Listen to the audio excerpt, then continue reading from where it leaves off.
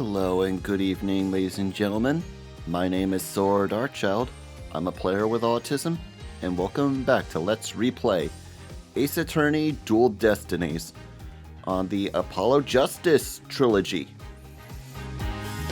Last time, we did some investigation to see if we can clear up Athena's name after she's been, while she's being questioned for the events that happened during the murder that we just got the astronaut acquitted from. In the meantime, however, Apollo has been doing his own little investigation, and then when we finally get to the detention center to try to talk to Athena, we end up having a very brief talk with Prosecutor Blackwell. And then not long after that, there's been a hostage situation causing us to take up a new case. Well, a retry of an old case that happened years ago. And the prosecutor for that trial, or retrial, is going to be none other than our good friend Miles Edgeworth. As we know that the hostage taker is Blackwell's sister, Aura Blackwell. But as we asked her if she was ready for her brother to be proven innocent, she pulled a fast one on us, saying that it's not him that we're trying to prove innocent, but Athena for murdering her own mother, causing 5 Cyclops to appear. How are we going to break those and prove Athena innocent? Well, there's only one way to do that, and that's to bring her to court. But with all the other courtrooms busy, and thanks to the reminder of Maya's note from Pearl, the only courtroom that's open that we can do this retrial is in the remains of courtroom number 4. That's right. The courtroom that was bombed. So, let's see how this case drags out.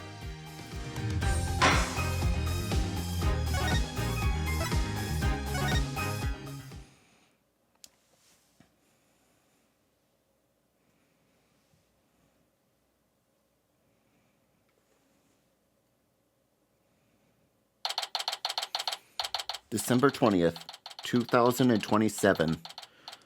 3:11 p.m. District Court, Defendant Lobby Number 5.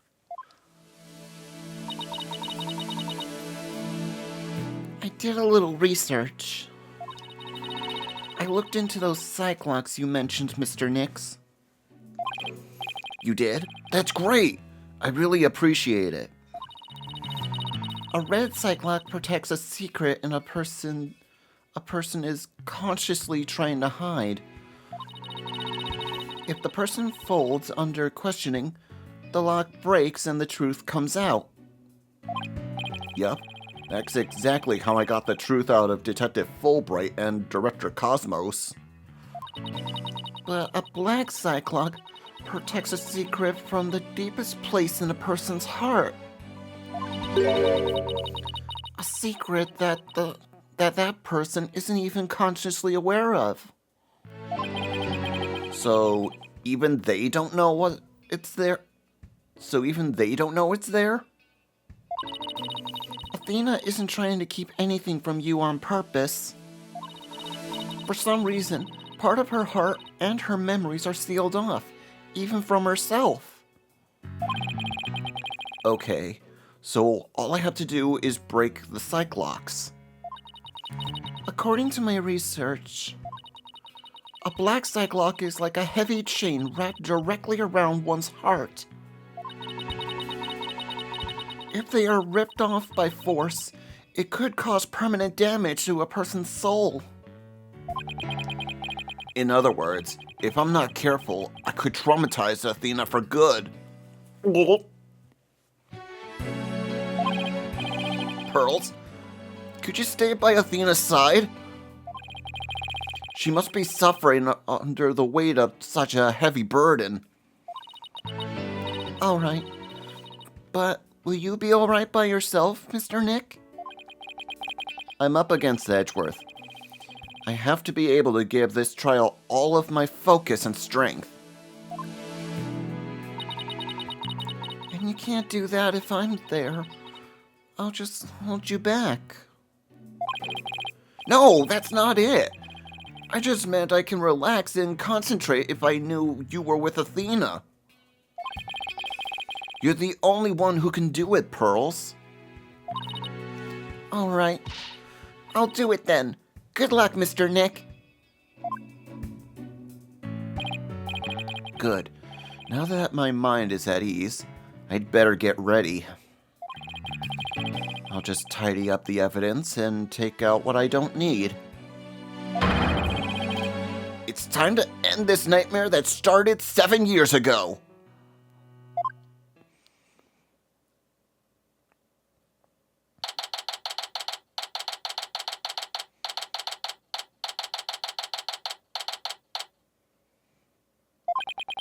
Defense, prosecution, and judge.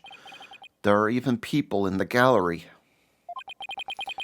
The roof has been completely blown off and the walls have collapsed. But today, this ruin is my battleground.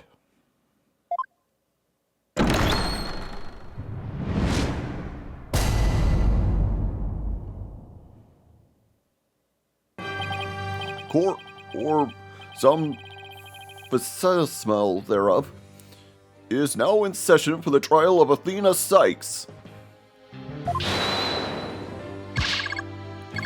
Not a fist smile. Oh, old man, this is a proper official trial. Take this more seriously, or you'll start hearing the bones of the hostage snap. Please try not to upset Ms. Blackwell. I'm begging you. Court is now in session for the very serious and very proper trial of Athena Sykes.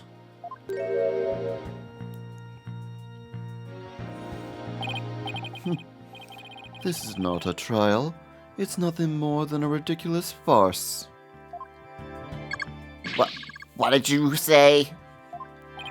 Edgeworth, did you not hear what I just said to His Honor? However, this ridiculous farce has a very important meaning to our legal system.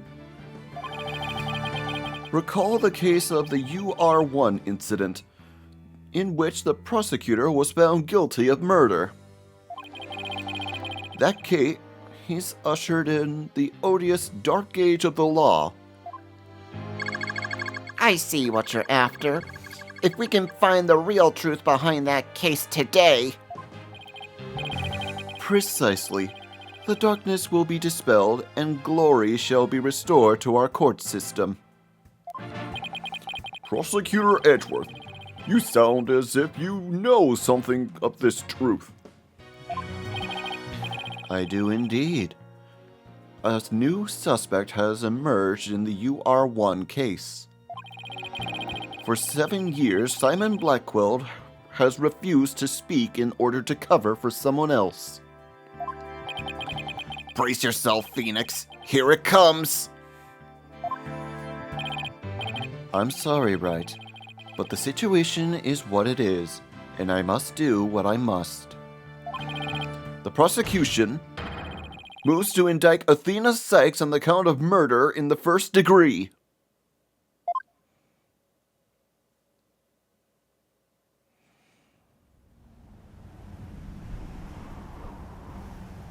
Regardless the circumstance, I intend to question the defendant with all I have. For that is a part of my creed. Then you'd better bring it. If the two of you are ready. Court is now in session for the trial of Athena Sykes. Your Honor, the defense was born ready. The prosecution is also ready.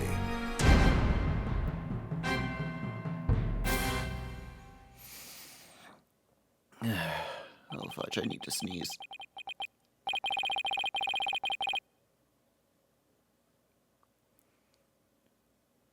Sorry, there's a bit of a delay in the sneeze. This immense tension between us. It's like we're picking up right where we left off. It's my duty to clear Prosecutor Blackwell of false accusations and end this insanity. But I have no intention of losing Miss Sykes either. She's a very promising young lawyer. I know without a doubt that Athena is innocent.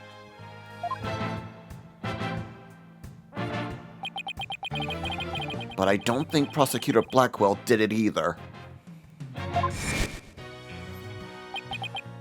So, did you have any clue who was responsible for the sabotage? At the very least, I know it wasn't Simon Blackwell. I don't know enough to identify the true culprit, but it's clear what that person is. To put it simply, a spy. The true culprit is a spy. It's going to be hard to convince anyone of that when I barely believe it myself. But I don't have a choice if I want to save Athena and Blackwell and expose the spy. Now then, Chief Prosecutor Edgeworth. No need for the Chief Prosecutor bit, Your Honor. I am here as a simple prosecutor. Very well. Your opening statement, please, Prosecutor Edgeworth. Although, I've been known of late to give an impressive opening statement myself. In all the trials I have ever seen, only the prosecution gives an opening statement. Of course, you're right. I was just joking. Just having a little fun. So he wasn't doing them just out of fear. Interesting. Let's start with a brief overview of the UR-1 incident. The incident occurred at the Cosmos Space Center 7 years ago on October 7th.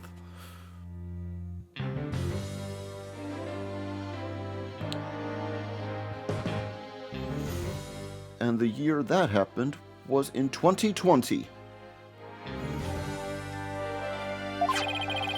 The victim, psychologist Metis Sykes, Hicks was killed in the robotics lab on the 4th floor.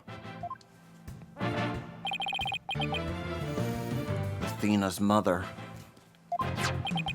Simon Blackwell, a young prosecutor at the time, was found guilty of the crime. There were two deciding factors that led to his guilty verdict. One, Blackwell was the only person in the corridor of the lab at the time of the murder. And two, this photo, which captured the moment of the crime.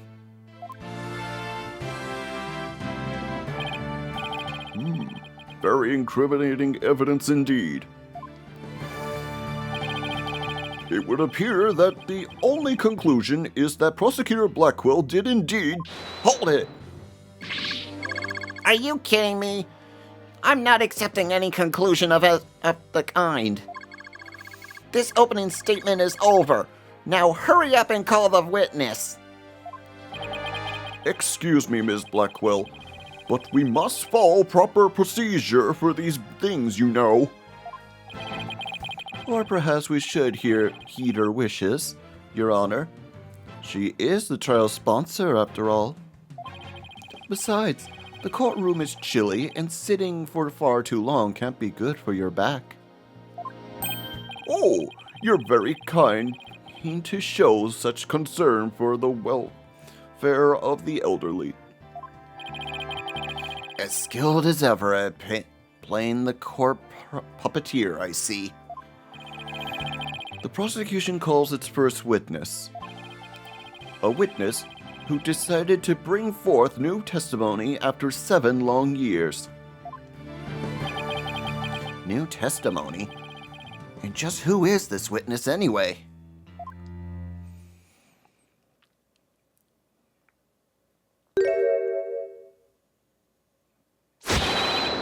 Bobby Fulbright's the name. In justice we trust. What are you doing here? I'm here to speak for the hostage taker, Miss Aura Blackquill. She says she's too busy. What with confining and threatening the hostages and all. That doesn't seem to stop her from constantly chiming in through Kalanko. I'm nothing more than an observer in this. Do your best. I'm watching you. Believing her brother innocent, Miss Blackwell has been conducting her own investigation. And through her current actions are hardly lawful, I think we can at least hear her theory. I have here Ms. Blackwell's notes on the investigation she conducted. And I'll be giving testimony based on these notes. Here I go!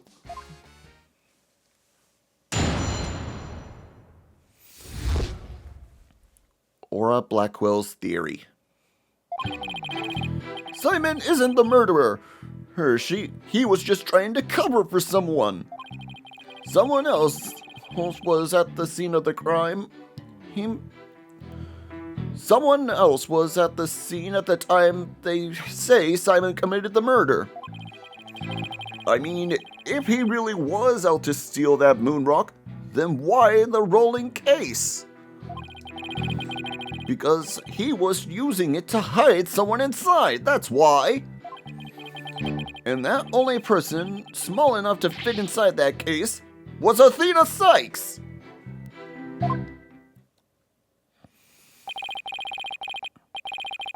And that's Miss Blackwell's testimony.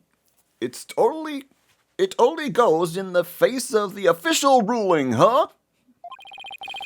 But the case she mentions is there were other rolling cases in that one, like that one in the lab. But they are not for traveling. They're apparently for moving parts of equipment. I vaguely remember seeing 3 cases, all different sizes. At the last trial, they thought that Prosecutor Blackwell used that case to steal the rock. But they had a perfectly good reason to think that too. You see, there's a security camera in the corridor that leads to the robotics lab. And that camera captured footage of Blackwell leaving the scene with the case. I can see why that footage helped to bring this trial to a quick end. It's very convincing, that's for sure.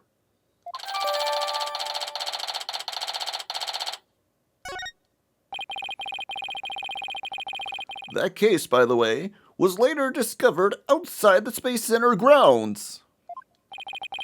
Speaking of after the incident, where was the defendant, Athena Sykes, found? She was found on the 5th floor of the Space Center, in Sykes' family residence. Prosecutor Blackwell most likely brought her there after the incident. In addition, it's unknown where Miss Sykes was at the estimated time of death. Miss Sykes was too confused by the shock of her mother's death to give proper testimony. And there was no witness or evidence to tell us where she might have been. So, what you're saying is Miss Sykes didn't even have an alibi? That is what the evidence is saying, yes. I understand the reasoning behind the theory, but I'm far from convinced. The victim is the accused's mother. Are you actually claiming an 11-year-old girl? Of course, the girl had a very strong motive. Dr. Sykes was a psychologist who wrote many papers about speech and emotions. You're aware of Athena Sykes' special ability, aren't you, Your Honor? Are you referring to that therapy thing? Yes, she's done it quite a few times in court. The ability to read emotions from speech and the subject of her mother's research. Well, as long as it benefits society, I don't see any particular problem researching it. I don't like where this is heading. Not one bit. Dr. Sykes was so intent on her research, she forced her daughter to undergo experiments. Prosecutor Edgeworth, are you seriously suggesting? I've done my best to be delicate, but even you can't deny it to be true, Mr. Wright. No longer able to withstand the anguish of the experiments, Miss Sykes felt her only choice was to kill her own mother. Ah!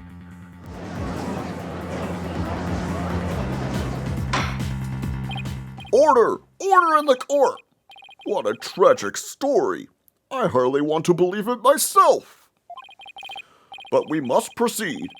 Mr. Wright, if you could, Detective Fulbright, please refer to the notes. Cross-examination. And I know just the part that I want to press. I only need to press one. Simon isn't the murderer. He was trying to cover for someone. Someone else was at the scene at the time they say Simon committed the murder. I mean, if he really was out to steal that moon rock, then why the rolling case? Because he was using it to hide someone inside, that's why. And the only person small enough to fit inside that case was Miss Sykes. Hold it!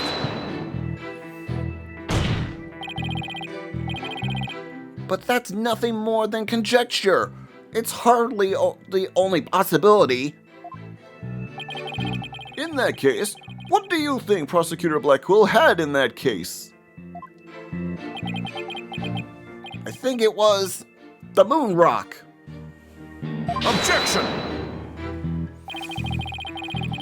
There were 3 cases at the scene, but the Prosecutor Blackwell used the largest one.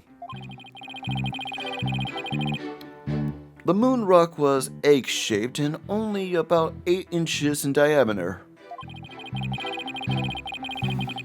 It wouldn't have made any sense to use the largest case there just to move that rock. Objection! Be that as it may, it doesn't prove Miss Sykes was inside. Then let me ask you this. Can you come up with a better theory of what was in that case? Well, Mr. Wright, can you? Yikes. Give a guy some time to think. Let's see. Should I try to bluff my way through and what could have been in the case? Yeah, let's go with a bluff. I know exactly what Prosecutor Blackwell carried from the crime scene. I just have to find something else that was missing, right? No sweat. Oh, I'd be very interested in hearing your theory, if it's true, that is. This is a crime scene photo taken after Prosecutor Blackwell left, correct? All we have to do is to compare it with this photo of Prosecutor Blackwell to see what's missing. If he took something with him, then it should be one of these photos. Lady Luck, don't feel me now. All right then, Mr. Wright, let's hear your theory. What did Prosecutor Blackwell take from the scene of the murder? This? Take that! Please notice that there is a robot part on top of the car in this photo. However, in this photo taken after the crime, the robot part is gone.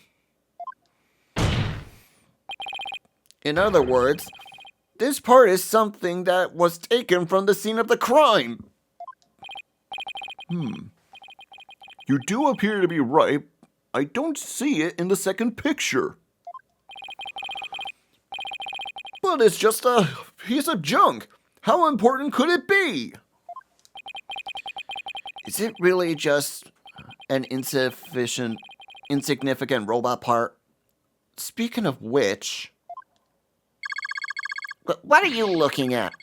Yeah, I'm going to start charging for her each glance per eyeball. Stingy. What happened to the age of free previews?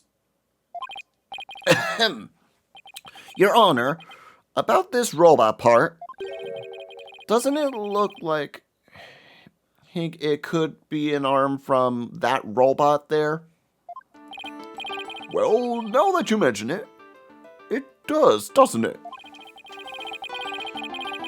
But the case is still too big to be practical for just the moon rock and a robot arm.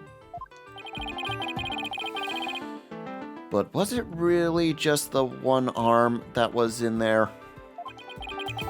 If it wasn't Athena in the case, then maybe... I believe there was another robot at the scene that looked just like the one here. Your Honor, it is the defense's assertion that it was this other robot that was in the case. What? Objection! We can't be certain that part belonged to a robot. Yes, it looks like the arm of one of the robots of the one before us, but it could be something else entirely. Besides, it's wrapped entirely of bandaging, making it difficult to verify what it is. Objection! I know for a fact that it's a robot arm. I can even tell which robot it belongs to, just by looking at it. With this information, we can investigate whether it was there at the time or not. But, Mr. Wright, I thought you were more of a technologically illiterate type. When did you become such an expert? I feel somehow abandoned. Not to worry, Your Honor. I still know next to nothing about machines. But I know this piece of evidence proves which robot the arm belongs to. Take that! The robot in this picture is named Ponko. Take a look at Ponko's arm. It was Miss Sykes who bandaged it up like that. She must have thought that machines heal in the same way that people do. What an adorable, naive mistake. It reminds me of my own grandchild. The robot arm at the crime scene had the same bandage wrapping around it. In other words, this robot arm could belong to none other than Ponko.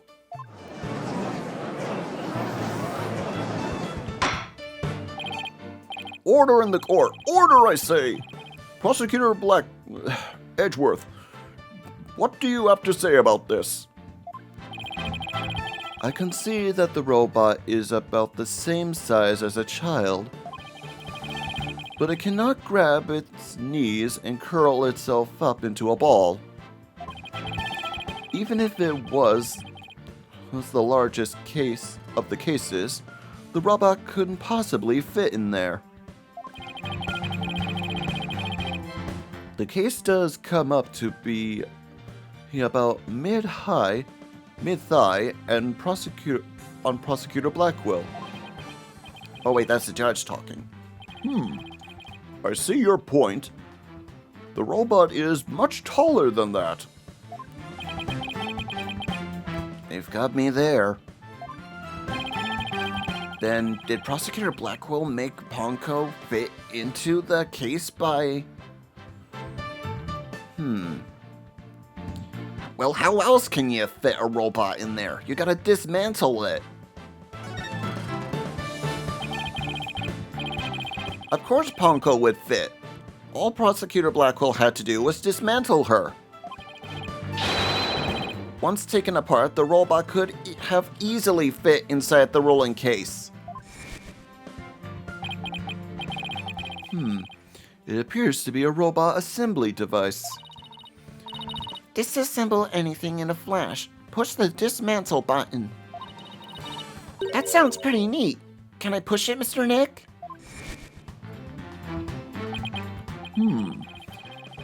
It sounds rather violent, but Mr. Wright does have a point there. Objection! Except there was a body on the table where robots are dismantled and assembled. There would have been no room to take the robot apart. Objection! But what if it wasn't done on the table? What if the katana was used instead? You mean the sword? Yes, Your Honor. Ms. Blackwell, I'd like your opinion on, as a woman of science. Isn't it true that a katana could even be used to cut a robot apart? I suppose so. Their joints are made of very tough material. A blade could slice through them. Thank you for your expert opinion, Miss Blackwell. Thanks to you, we now know that the excessive existence of the severed arm in this photo proves that Ponko was taken apart. In addition, since the rest of Ponko was not found at the scene, we can conclude that the true meaning of this photo is very different from the original interpretation. You can't mean... That's exactly what I mean. This photo does not capture the moment of the murder. It is instead a picture of the moment after the robot was sliced apart. The blood you see there, where the arm was cut off, was transferred there by the bloody katana. Most likely, the rest of Ponko was scattered around Prosecutor Blackwell's feet. Not hearing this. Therefore, what was transported inside that case was not the defendant, but a robot. Miss Sykes never was at the scene of the crime at the time of the murder. Ah!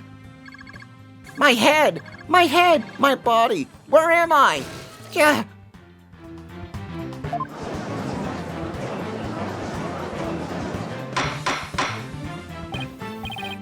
Order!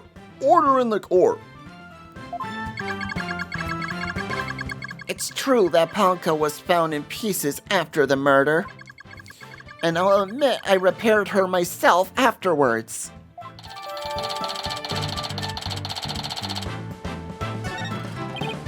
Yes, I'm finally making some progress.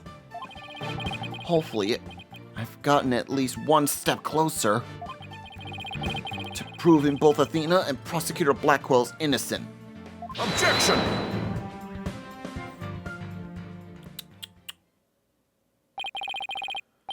Well played, Mr. Wright.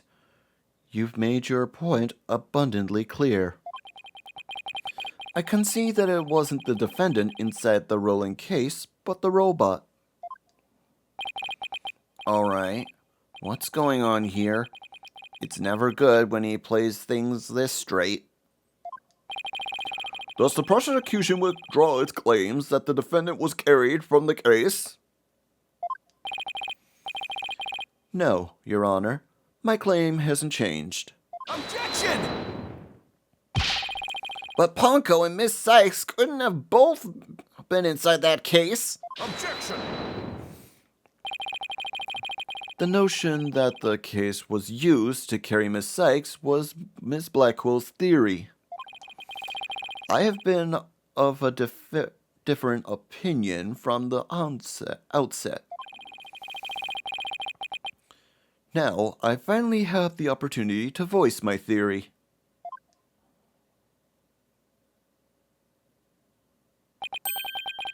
Thanks to the defense, Edgeworth, he's been one step ahead of me this whole time, as usual. In that case, how do you propose the defendant left the crime scene? simple. The footage only shows Prosecutor Blackwell from behind. What's more, he's holding his arm in front of his body, as if he were holding something or someone. That's hardly evidence. I have proof. The surcoat Prosecutor Blackwell was wearing.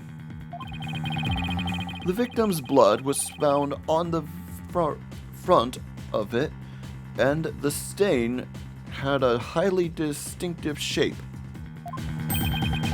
A blood stain? With a distinctive shape? Please continue, Prosecutor Edgeworth. 7 years ago, the defendant was known to constantly wear a certain item, of which there was only one in the world, a special pair of headphones made just for her.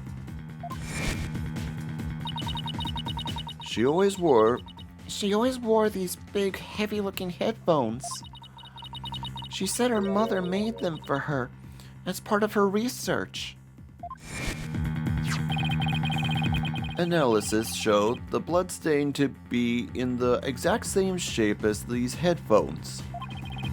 In other words, this was no mere blood spatter. The blood went from the victim's body to the headphones and then was imparted onto Prosecutor Blackwell's coat like a stamp. A most gruesome stamp indeed. Blackwell carried Miss Sykes, who had been hit by the splatter, away from the crime scene. This proves that Athena Sykes was, without question, present at the crime scene.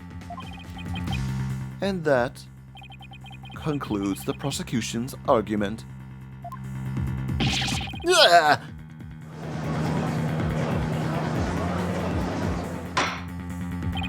Order! If the defendant was indeed at the scene, it deepens the suspicion against her. Objection! But we've also shown that the robot was there at the scene as well. Objection! I hope you're not making the ridiculous claim that a simple robot was the real murderer. I don't really think that, no, but you can't say the possibility isn't there. Detective Fulbright, was the robot questioned at the time? No, I don't see any record of it. I believe it was considered unrelated to the case. But as it turned out, the robot was actually integrally related. Your Honor, the defense would like to call Ponko to the stand. A robot witness?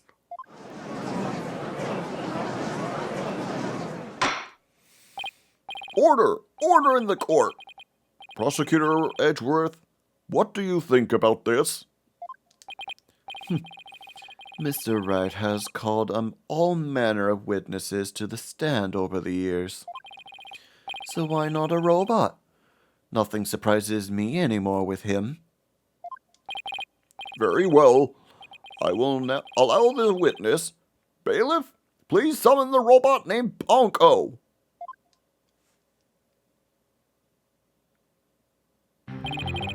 Witness, please state your name and occupation. My name is not Witness. My name is Ponko. Yes, I realize that. But when you are at the witness stand, you are the witness. No, I'm not. I'm Ponko. Say it with me. Ponko. What an utterly inflexible little robot. You're the last person who should be calling anybody inflexible. You remind me of my grandchild who just learned his own name. Oh, how precious.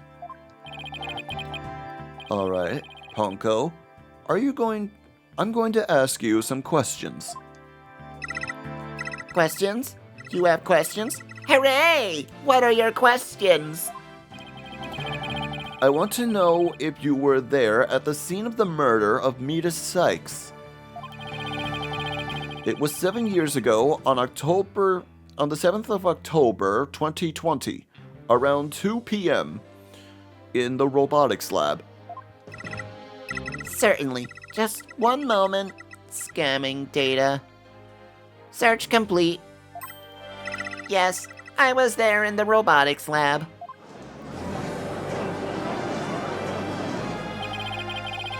It would seem this robot's testimony is necessary to this case after all. This is great. I just knew Ponko must have seen something important. A murder committed right before this poor little girl's eyes. It's inexcusable. The judge seems really ready to adopt Ponko as another grandchild. So, little Ponko, do you think you can give us your testimony today?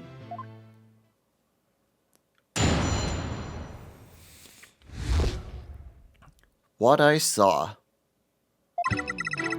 I went to the robotics lab at about 2 p.m. for my regular recharge. Just as I was about to charge up, Athena came in and hugged Mommy Metis. And then Mommy Metis fell down. After that, I was recharging, so I don't know anything. After I charged up, I was cleaning the room and Mr. Simon came in. And then an error occurred. There is no data after that point.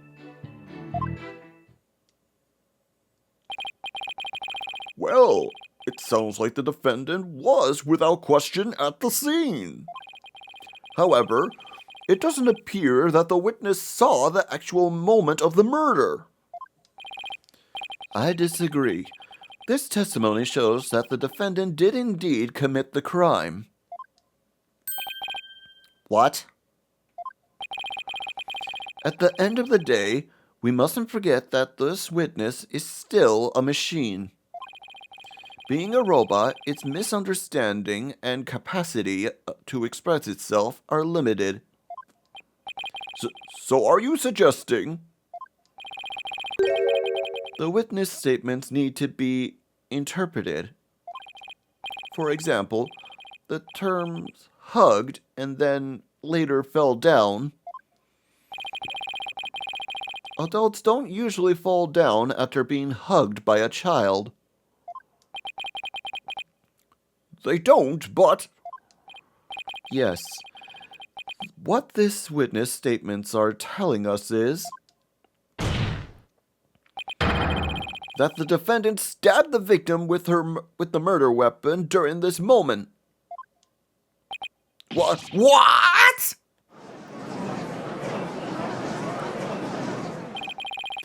Before Miss Sykes hugged Dr. Sykes, did the two of them converse?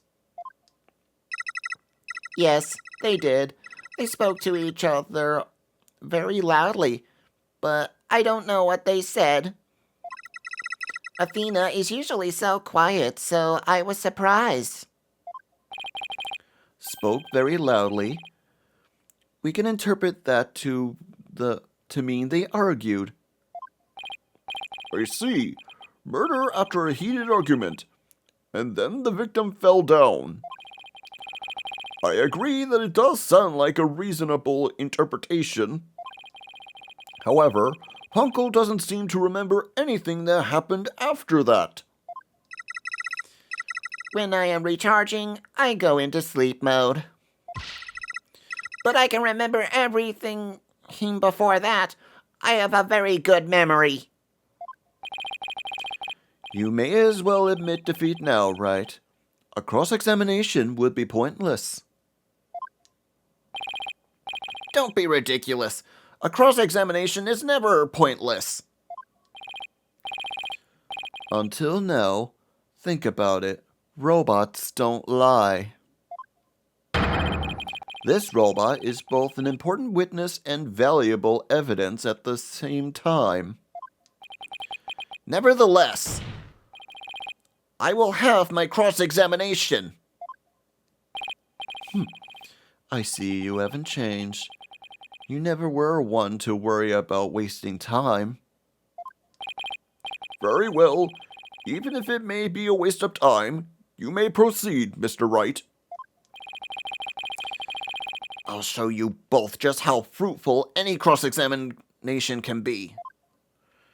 I just need to press one statement again.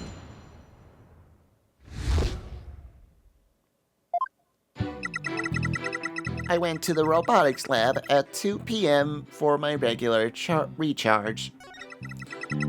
Just as I was about to recharge up, Athena came in and hugged Mommy Metis. And then, Mommy Metis fell down. After that, I was recharging, so I don't know anything. Hold it! I don't want to delve too deeply here, but could you tell us how the victim appeared and acted at that moment? Mommy Metis was very surprised when she was hugged. I heard her heart pound. Her heart? Mr. Wright, have you forgotten about this document we found at the robotics lab? These robots have a heartbeat detection system. Now that he mentioned it, I do remember reading something like that there. They detect the presence of people by the sound of their heartbeats. Wait a minute. That means if Dr. Sykes really did die at this moment... Ponko, how was Dr. Sykes after she fell down? Could you still hear the sound of her heartbeat? Let's see. The moment she fell, her heart was pounding. After that, I don't know. I started recharging just then. Of all the unlucky timing! If you have heard anything after that, it could have possibly proven that the hug wasn't actually the moment of the murder. I'm very sorry. I'm afraid I don't know. I'm very sorry. The robot is designed to go into sleep mode automatically, so it can't be helped.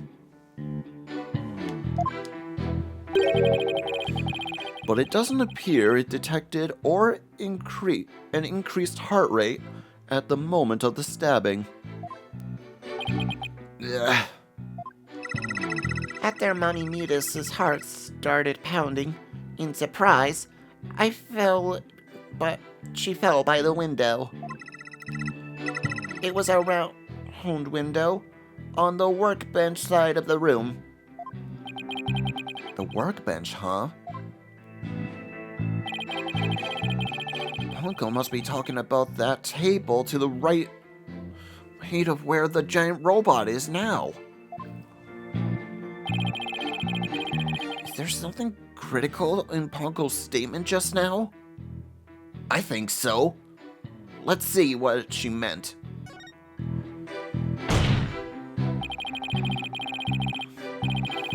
Your Honor, I believe this statement is critical. I'd like it added to her testimony. Very well. Ponko, could you please add that statement to your testimony? That's a good little girl. Mommy Midas fell down near the round window on the workbench side of the room.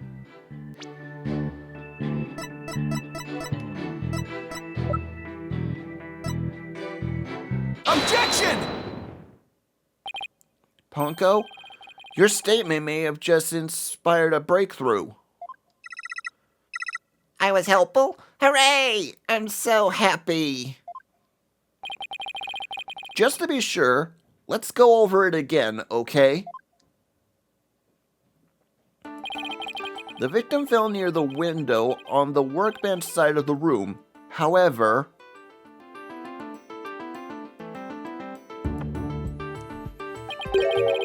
her body was discovered on the operating table. But the operating table and the workbench are two different locations. Exactly, Your Honor. We just learned a new crucial fact. What could explain in the two very different locations of the body? I'll tell you what. It's obvious, isn't it? The body was moved.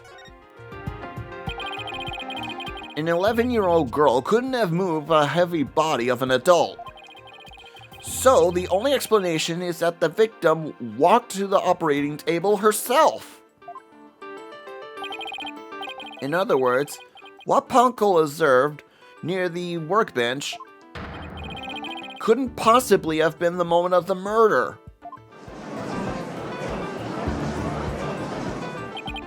Phew. I am very relieved to hear that.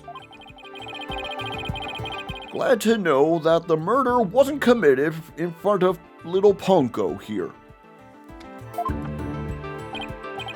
Yes, as we just heard in the testimony, Miss Sykes hugged her mother. Nothing more. Objection!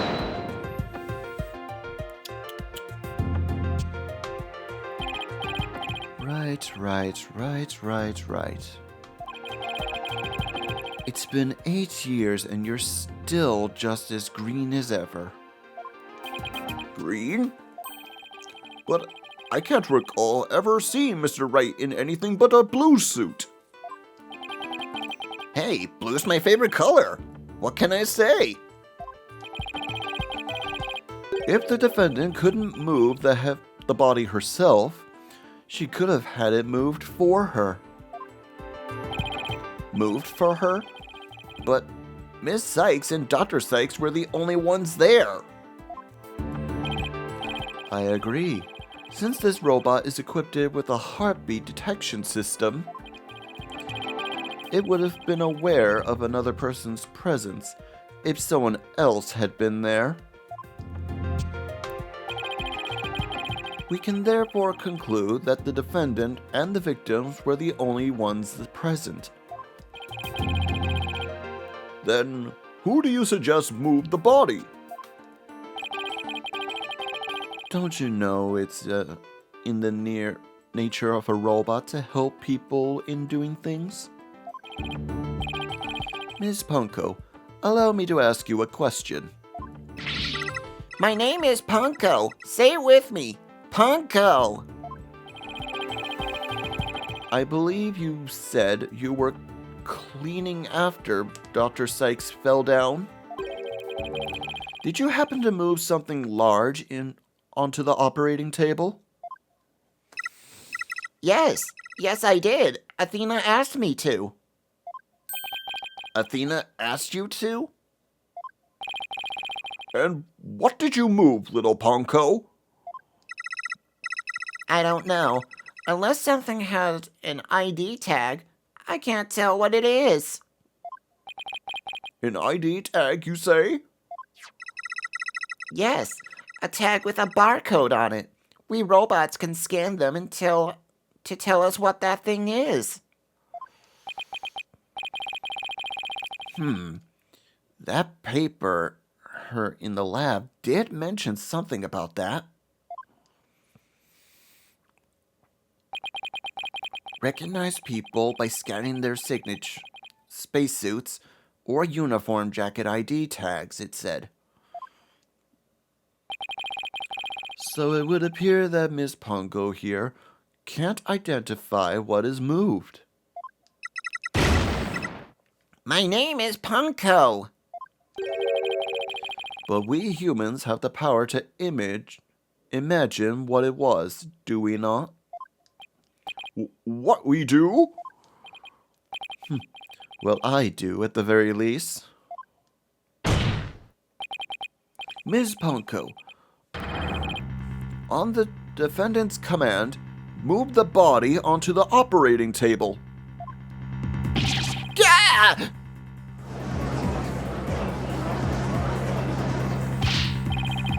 Ponko, did you really move Miss Sykes' body? This is really important. And isn't there any way you could tell? I don't know. Without an ID tag, I can't tell. Give it up, right? If the victim's heart has stopped, the robot's detection system would be useless. Furthermore, Dr. Sykes usually wore her white coat while she was working. She kept the jacket with her ID tag on it draped over a chair in the robotics lab, and only wore it for special occasions. In other words, the victim wasn't wearing her ID tag at the time. From the robot's point of view, her body was simply just another object. Objection! But Ponko is equipped with the facial recognition system. If she really did move the victim, she would have recognized the body as Dr. Sykes. But she didn't, so that means... Objection! A face can easily be covered with a piece of cloth, a mask, or anything else for that matter. With her facial features hidden, the robot wouldn't be able to tell it was Miss Dr. Sykes. He's right. To summarize, Miss Sykes stabbed her mother near the workbench, then used the robot. She moved the body to the table, where she removed the sword and was stained in blood.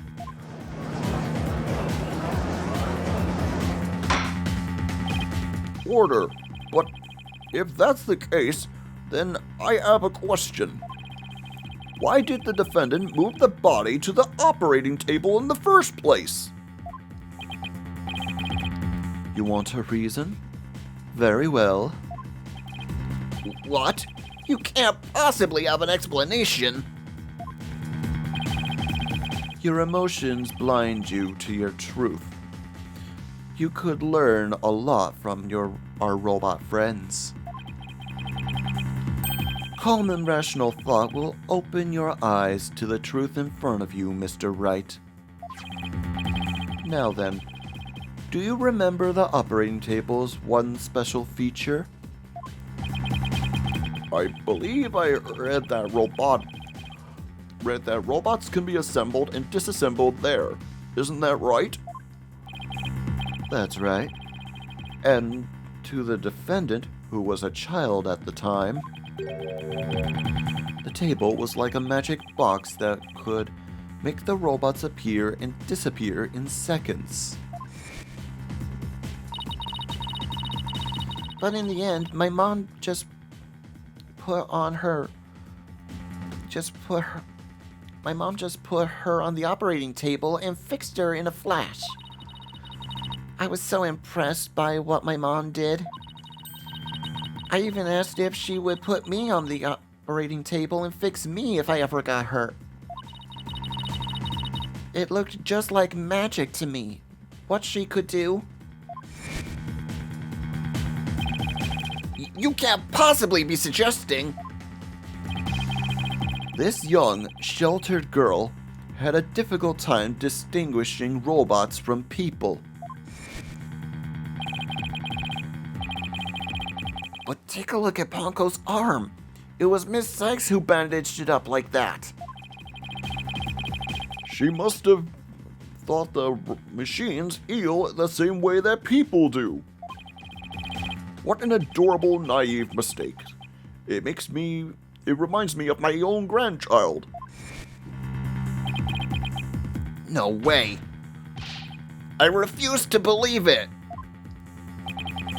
Miss Sykes made a childish, naive, and cruel mistake. She thought that if a robot could be dismantled and vanish without a trace.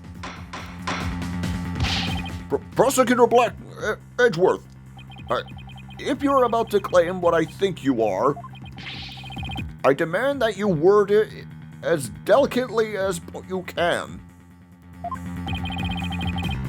With all due respect, Your Honor, all I can do is present the truth as it stands. The reason the defendant moved the victim's body to the operating table. Hold it! No! Don't say another word! Just stop! Was to dismantle the evidence so that she could get away with her crime.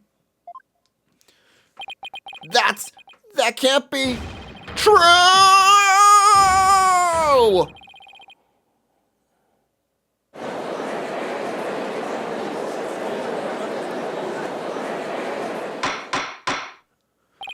Order! Order in the court! Order in the court, I say! Edgeworth, she was just a little kid. How can you say such a horrible thing? Horrible? Like I said, you're just as green as ever. I came here today as prosecutor to seek out the truth.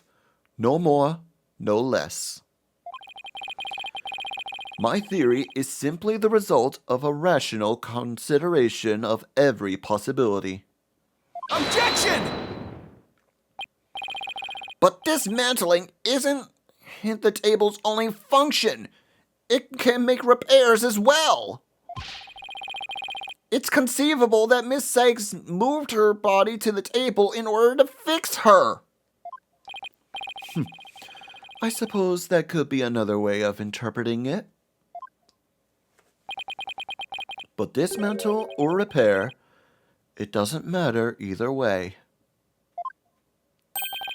What do you mean?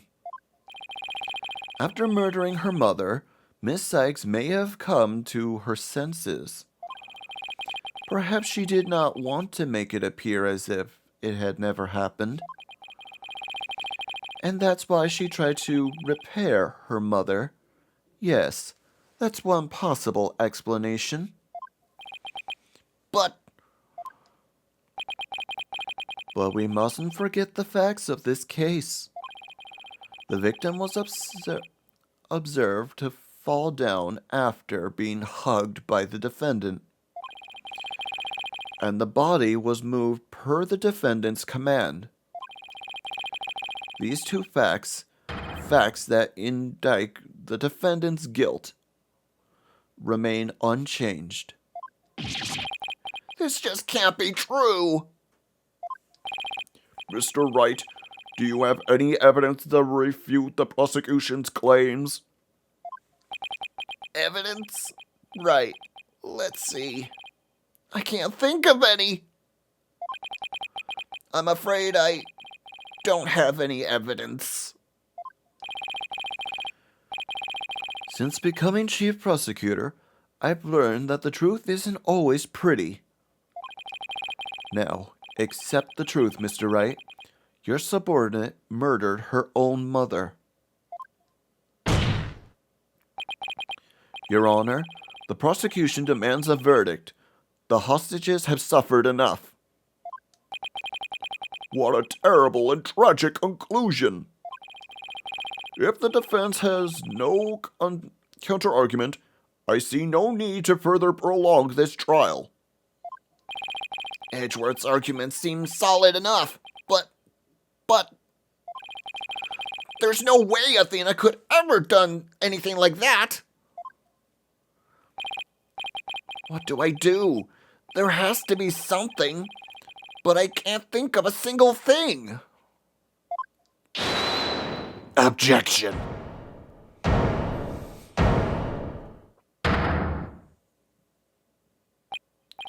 Prosecutor Blackquill! This is quite the farce you are conducting here. I could die from laughter.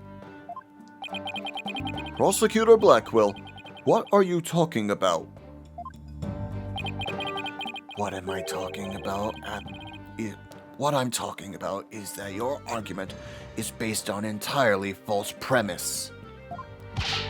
Go on, we're listening.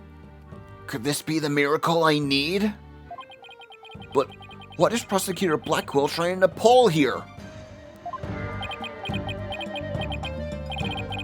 7 years. For 7 long years.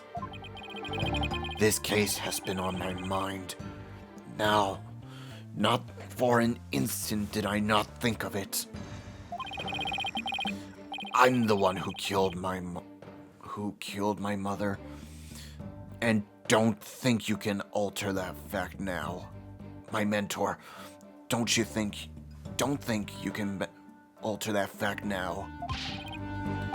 Your baldness, I will take the stand, and I won't take no for an answer. Of course, Prosecutor Blackwell. Please, go ahead.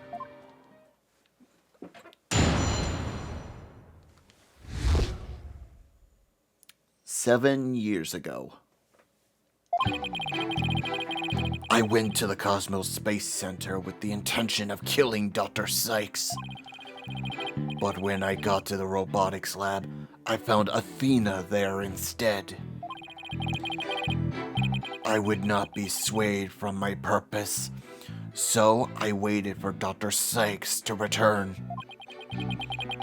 And then I committed the act, and how cathartic it was.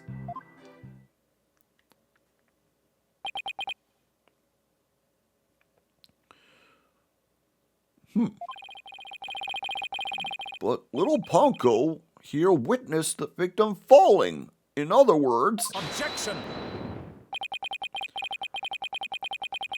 I don't need any of your other words, old man. I can guess what happened. Which would be... She fell means she fell. Merely that. A mother and child fooling around. Perhaps she tripped. Not that it matters. When I entered the lab, there was no trace of Dr. Sykes to be seen.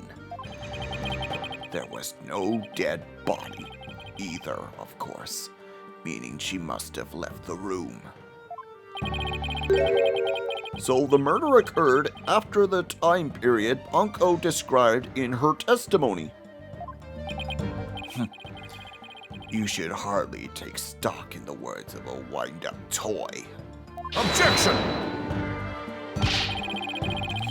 Then how do you explain the fact that the defendant had the robot move something? Athena was always tinkering with robots on the operating table to amuse herself.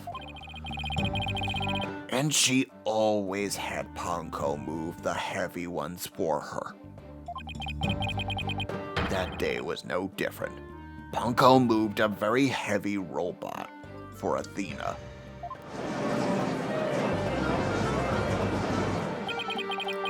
This is awful. What he's saying seems to make sense, and yet... Objection! Prosecutor Blackwell, are you trying even now to turn away from the truth? Don't you realize what could bring the dark age of the law to a close today? Objection! You expect too much from me. I'm just a murderer beyond redemption. Why don't you just let me go so I can settle down in hell? Prosecutor Blackwell's execution is tomorrow. If the truth doesn't come out now, it's all over. Are you saying that the little girl and the robot had nothing to do with the murder? That's right. So let's hear your verdict. If we don't hurry, I might miss the ferry across the river Styx. Hold it! Don't you dare, Judge!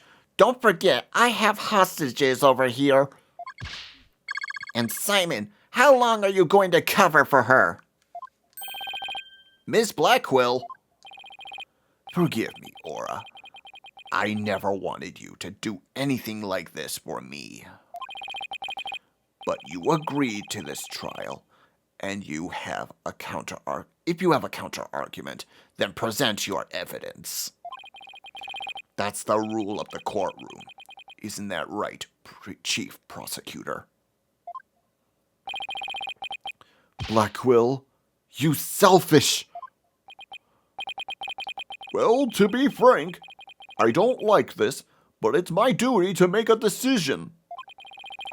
If no one has a counter-argument, I will announce my verdict. Is this really happening? Is it really going to end just like it did 7 years ago? I wanted to do it so bad. Even now, I want to fly out of here and save him. No, I can't tell her. But how can I lie to Athena? If I can't prove Prosecutor Blackwell's innocence in this trial, I don't think Athena will ever forgive me.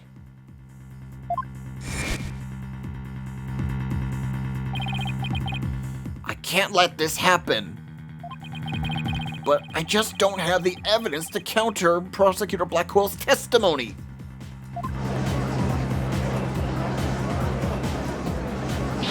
Hold it!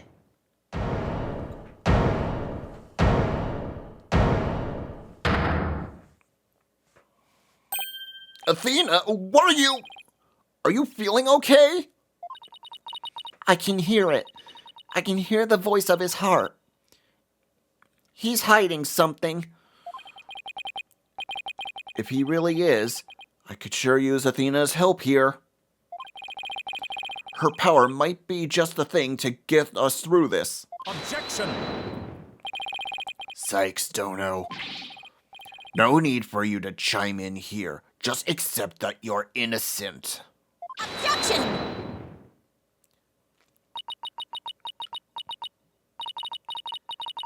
These past 7 years, they've been just as hard on me, you know. What are you talking about? Do you remember that horrible, horrible trial?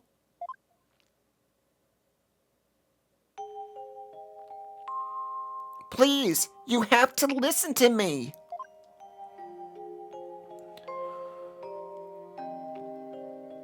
He didn't kill her. His heart is screaming that he didn't kill her.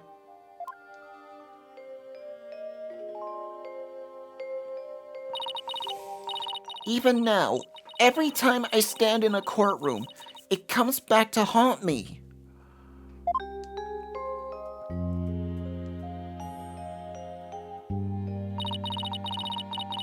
Not being heard, no matter how hard you try. Feeling so helpless.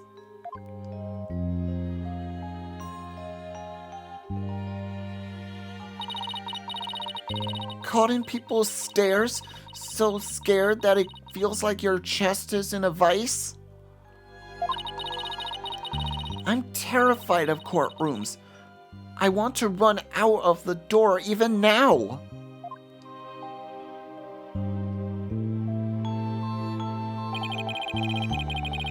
And yet you found a way to keep your fears at bay and become a lawyer. Thanks. That's because one day, I came to realize that I had to fight. I couldn't give up. I exercised hard and studied hard. I wanted to become the strongest lawyer I could be.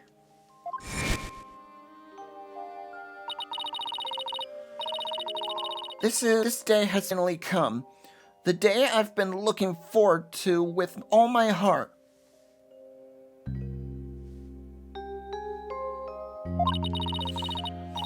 This is why I became a lawyer. This is why I studied psychology. It was all to save you from this false conviction. But Miss Sykes, do you realize what it would mean? You are the accused, after all. If you prove Prosecutor Blackwell innocent, then... The only thing that matters is the truth. It's my duty to find out what that truth is. Simon, please, give me a chance. The chance to shake off this fear that's been with me for 7 years and to face the truth. Athena is being so brave, confronting her past like this. This might really be the last chance to save them both. Prosecutor Blackwell, please testify one more time about the incident 7 years ago.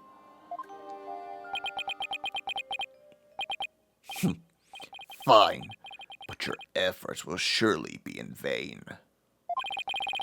For I am not a man who can be cut down easily. Here we go, Simon. Let me hear the voice of your heart.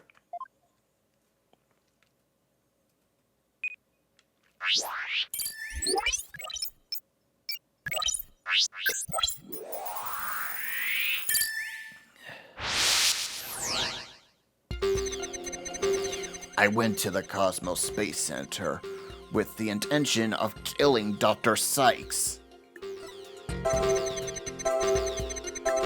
But when I got to the robotics lab, I found Athena there instead. Got it! This feeling of happiness, even though the person you were looking for wasn't there, you felt happy. Why is that? Simple. When I was looking for Athena and hadn't found her yet, I got worried. So when I saw her in the robotics lab, I was happily relieved. Merely that.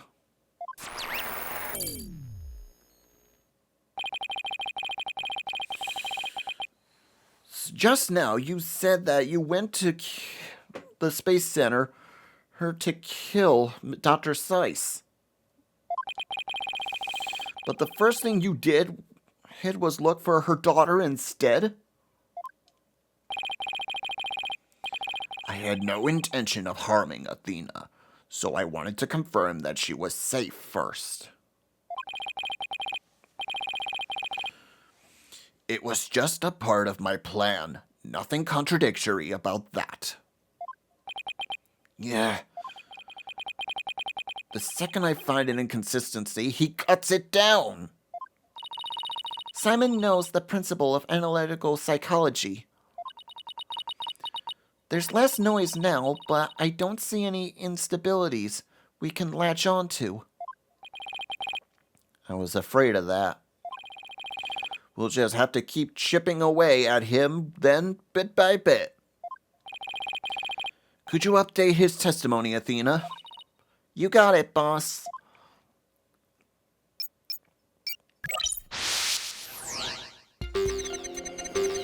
I went to the Cosmos Center with the intention to kill Dr. Sykes.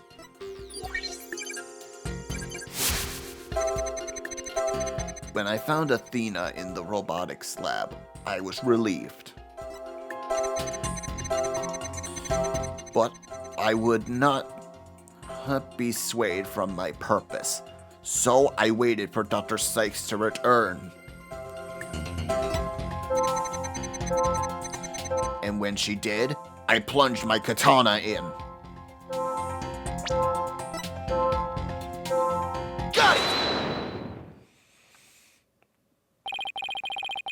Not even you can falsify your emotions, Prosecutor Blackwell.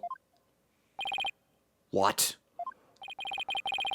When you said you killed Dr. Sykes in your testimony, you felt sadness. Why would someone who had lain in wait to kill her be sad at her death? Such an obvious attack. Yes, I felt sadness, but it wasn't for her. I felt sorrow for Athena and her circumstances. He can't be talking about that, can he?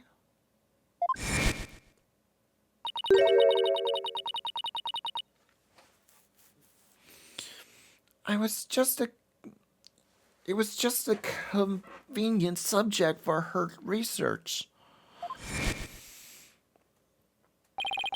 Dr. Sykes was so intent in her research, she forced her daughter to undergo experiments. My objective was to save Athena from an obsessive scientist who treated her own daughter like a research subject. What?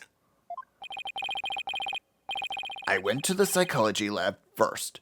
That's where I would easily find Athena playing. But that day was different. I heard someone crying in the robotics lab next door. Was Athena being subjected to another experiment? I thought as I went to see.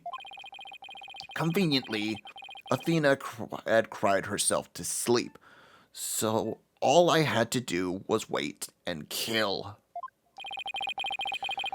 So that's why he was relieved when he saw Athena. But is this story really true? I'm not sure how much I believe.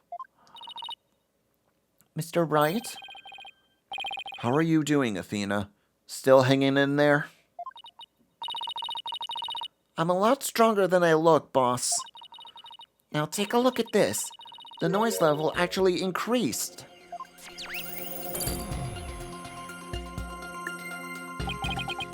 It went up? I've never seen it do that before. Prosecutor Blackwell is lying somewhere in his testimony. As a matter of fact, he's piling lie on top of a lie in an attempt to make his claims sound more believable. He's trying even harder to suppress his true feelings, and that's what's causing the noise. How in the world should I approach this? An evidence-based approach might work if I can find a contradiction. Otherwise, I should look for an inconsistency in his emotions. There are no flaws in my testimony, and his baldness is prepared to give his verdict. Give up on this lost cause and let the law free me from these chains already. Objection! I don't think so. Not while I'm around. Now, contradictory testimony or inconsistent in emotions. Which one should I tackle? I say, go with his emotions. Okay, let's look for inconsistent emotions. Got it, boss.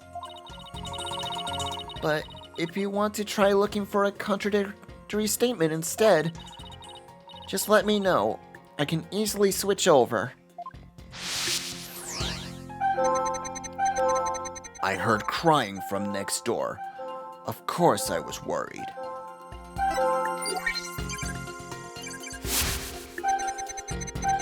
I hurried over and opened the door to the robotics lab. Got it! How odd. Why would you register surprise at opening the door to the lab? All right, fine. I'll explain if I must. I was surprised. What surprised me was Ponko, that toy figure, attacked me. Dr. Sykes knew full well of my plan to rescue Athena. But she couldn't stand guard over her daughter 24 hours a day. So Dr. Sykes had Ponko do it? That's right. She ordered Ponko to forcibly remove me on sight. So I sliced Ponko up with that katana that was there in the room. That rickety old puppet wasn't worthy of a fine blade. Mr. Wright, it happened again. There's even more noise now.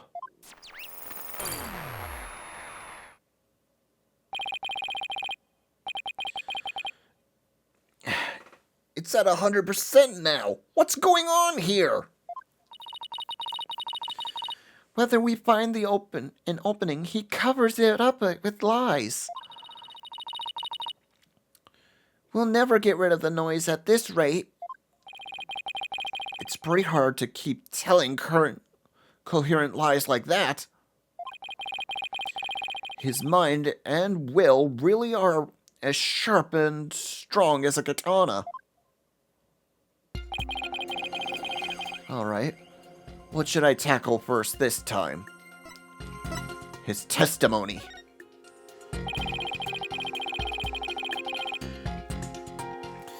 I think there might be an inconsistency in Prosecutor Blackwell's testimony.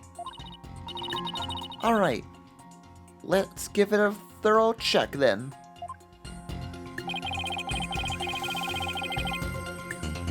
With a feeling of dread, I opened the door to the robotics lab. Just then,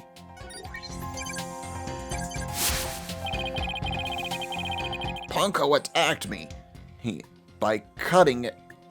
I retaliated by cutting it to pieces.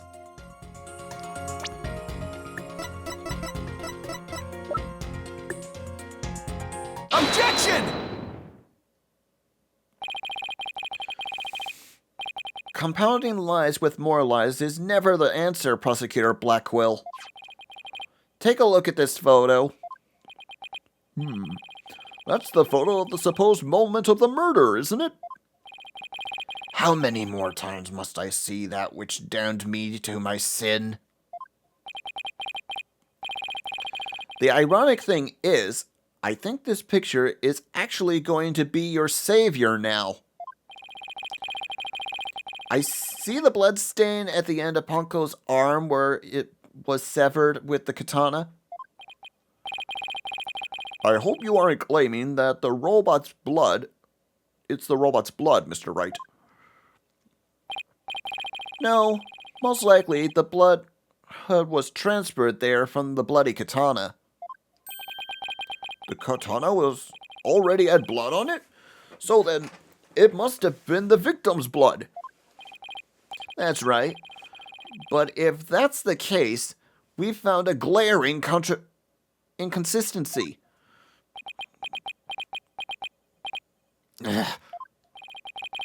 You said in your testimony that you cut up Ponko and then killed Dr. Sykes. But in spite of that, the victim's blood is already on Ponko's arm in this picture. What? But that can't be... That couldn't be. Exactly. In order for the blood to have transferred from the sword to Ponko's arm, the victim must have been stabbed first before the blood was splashed.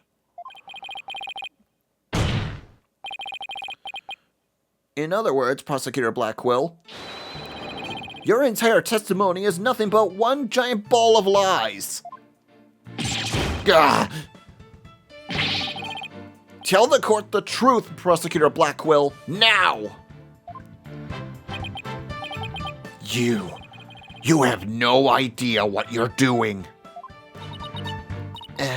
His voice. There's so much discord. I'm hearing not just one or two, but a bunch of rampaging emotions here. It's hard to describe. It's like a violent whirlpool or something.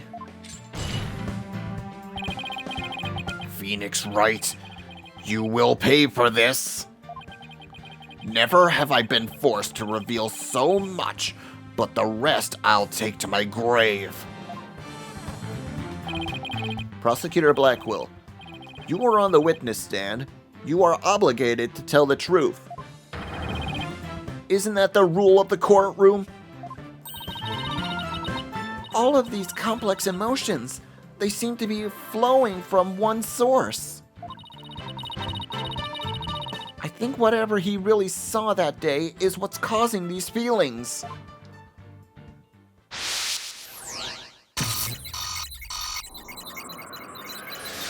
Emotion overload!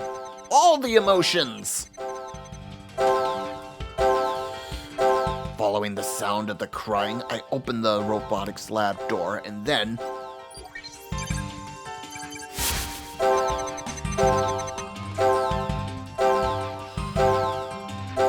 we need to probe on this statement.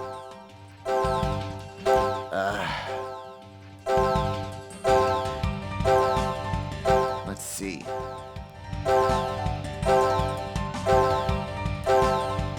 This. When you opened the door and saw Athena, you were overwhelmed by your emotions. Isn't that right, prosecutor? You should know better. And though it's pathetic, I admit I'm terrified to speak of it. Prosecutor Blackwell, Miss Sykes is innocent. I will always believe in that with all my heart. Now, can't you find it within yourself to believe in me too? Athena is innocent, huh? Can you honestly say you believe that to be true, right, Dono? I give you my word. Heard. Now tell me what you really saw when you opened that door. Curse you, Phoenix Wright!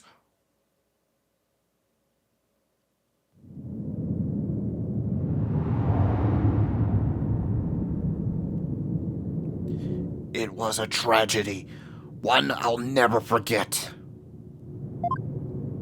When I arrived at the lab, Dr. Sykes was already dead. She was lying on the operating table, while the bloody katana lay on the floor. And standing between the two, covered in blood, was Athena. She smiled while far looking in her eyes, with a far-off look in her eyes, as she sweetly said,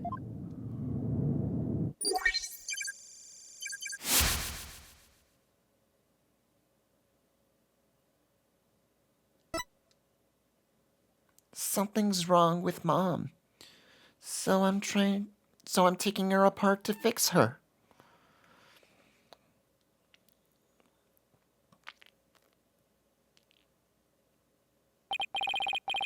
That's what I saw. And now you have it. The truth that you so desperately wanted.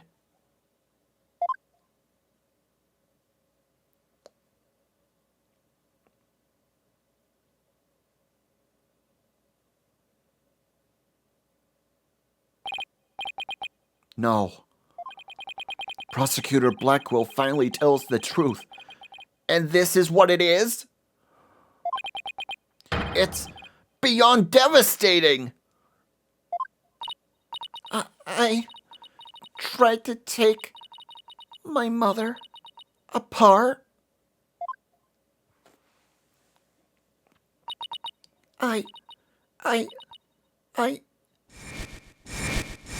Uh-oh. Athena breakdown. No! No!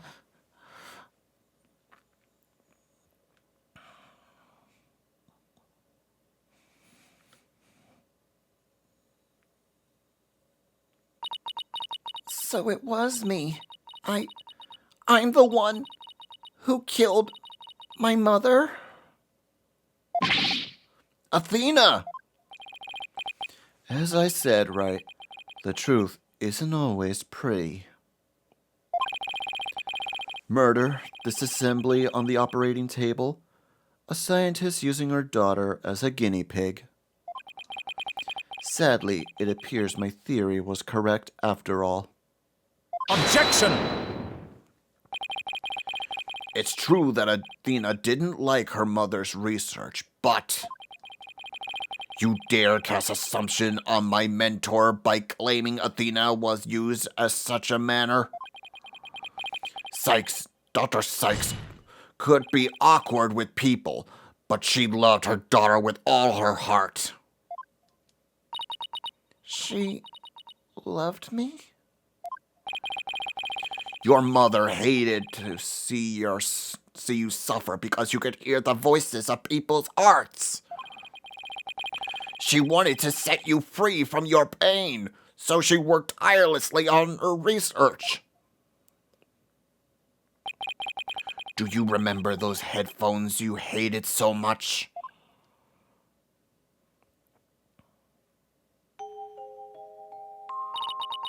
Yes. My head hurt every time I wore them. No, Athena. It was just the opposite.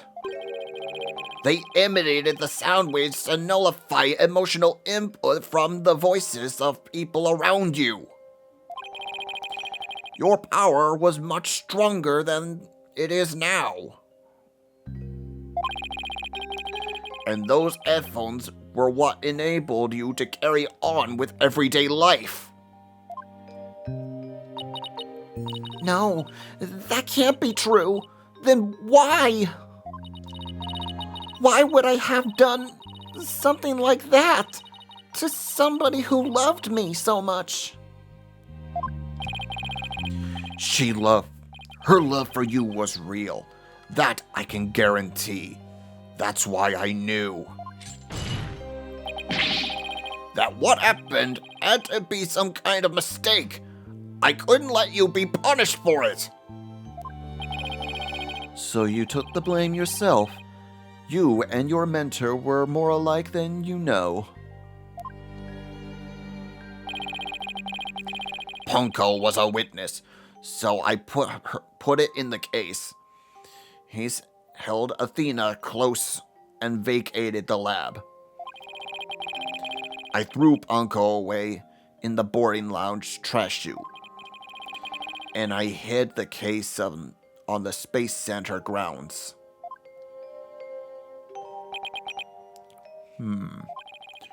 It would seem that we now have all the facts of this case. Hold it! No, not yet! It can't end like this. Objection! Do not disgrace yourself, Mr. Wright. The truth has been revealed.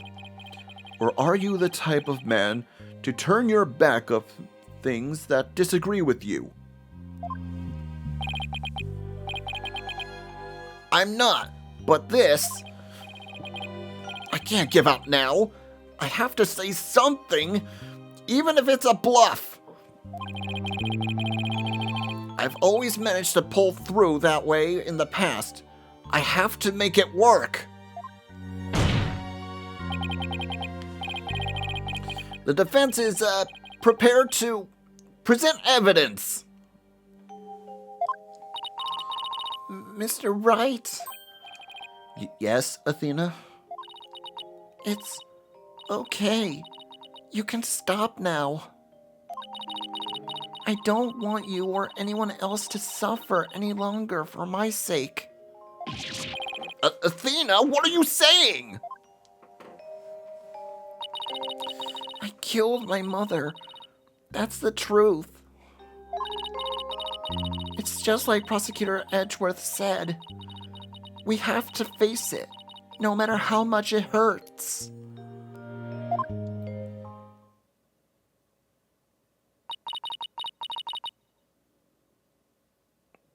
I'll admit my guilt.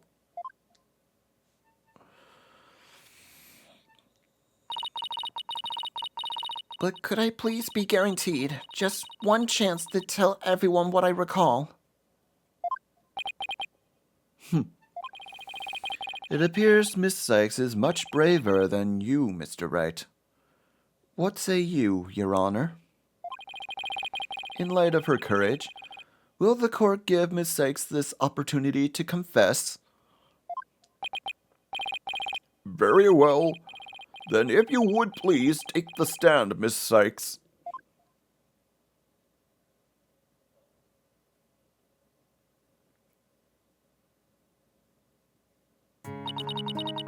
Thank you for letting me do this, Prosecutor Edgeworth. And thank you, Mr. Wright and Prosecutor Blackwell, for letting the truth be known. Now we can finally move forward, and everyone's suffering can come to an end. Athena! Prosecutor Blackwell will be cleared, and the dark age of the law can come to an end. Yes, admit your guilt and bring everything to its conclusion. I killed my mother. My memory is still a little hazy, but there's no question I remember it. I remember the weight of the weapon in my hands, and the feeling of it stabbing in deep. And I remember the warmth of her blood as it flowed down the handle to my fingers. Your Honor, please find me guilty. I dare say there are all memories that no one but the murderer would have. I see. Thank you for your confession. I believe this trial has gone on long enough. But before we conclude, does anyone have a counter-argument? Objection!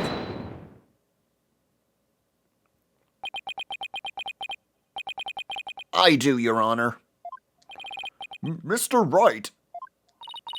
But, Mr. Wright, why? I killed her. I remember it now. Any counter-argument now is pointless. Objection! Don't tell me you've forgotten one of the basic tenets of lawyering. Always believe in the client to the bitter end. Athena, you are not a murderer. Objection! I said that you never changed, but could you have actually regressed in these 8 years? I won't stand for your childish emotionalism getting in the way of the truth. Emotionalism? Don't lecture me on matters of the heart, Edgeworth. Because I can see straight into a person's soul.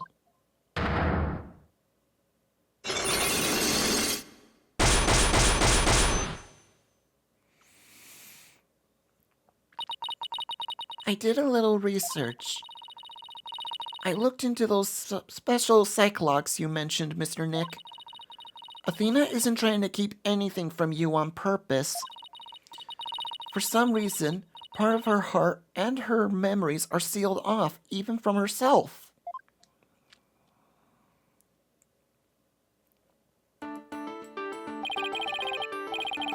There's still a chance, somewhere deep in Athena's heart. There might still be a memory that's not even she knows about yet. It might be like looking for a grain of sand somewhere in the cosmos, but still. That memory might contain a new fact that could prove her innocence. I hope for everyone's sake that you are not just bluffing, Mr. Wright. Now then, is there or is there not a problem with Miss Sykes' confession? My memory is a little hazy, but there's no question I remember it. I remember the weight of the weapon in my hands, and the feeling of it stabbing in deep. And I remember the warmth of her blood as it flowed down the handle to my fingers. There's definitely something wrong with her memory of the event. I can just tell. If there is a problem with her confession, just prove it with this court now. Take that! Isn't that the katana the defendant used to kill the victim, Mr. Wright? I respectfully and vehemently disagree, Your Honor. But I remember it. I remember holding the weapon and getting blood on my fingers. That's exactly my point. If blood really did get on your fingers while you were holding it, there should be blood on the handle. But please, focus on the handle of this sword. There's not a trace of blood on it. And therefore, this is clearly a contradiction in the facts. You're right. Oh my! Objection!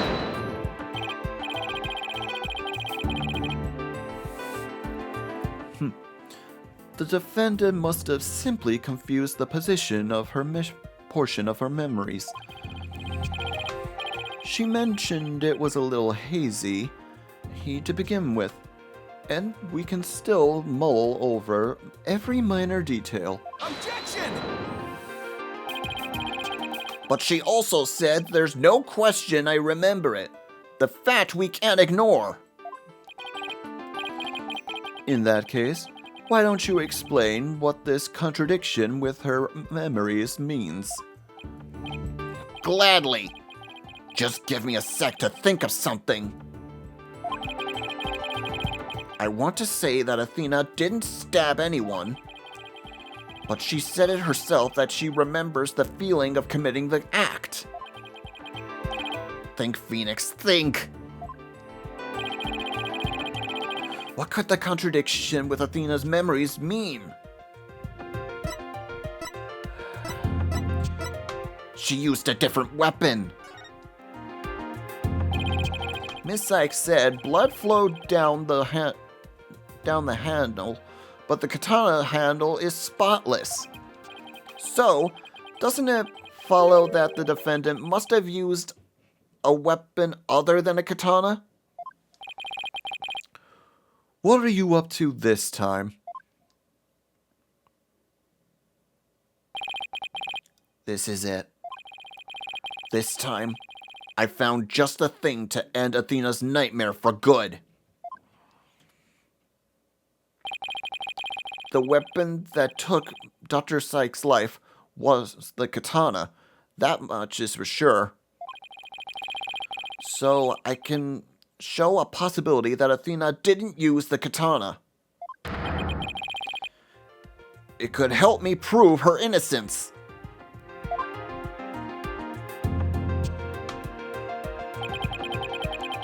A different weapon, you say? What weapon would that be exactly? Right, of course he would ask that. I can see you're floundering, Mr. Wright.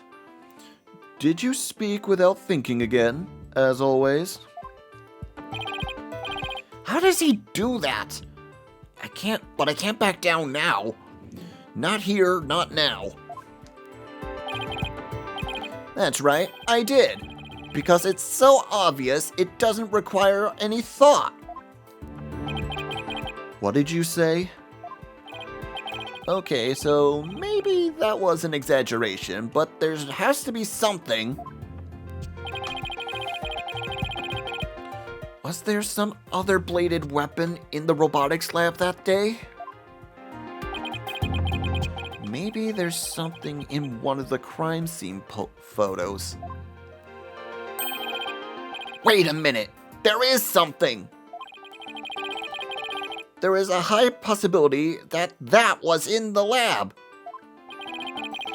I don't have that particular weapon here in evidence right now, but I do have a piece of evidence just like it. Other than the katana, this other blade, he may have been at the scene of the crime. Take that! But that's the mirror weapon in the clay case. Yes, this is the knife that took Mr. Terran's life. But there must have been a knife just like this at the scene 7 years ago as well. Toolkits containing utility knives like this are issued at the Space Center employees. And the robotics lab especially would normally have one of these around. Objection!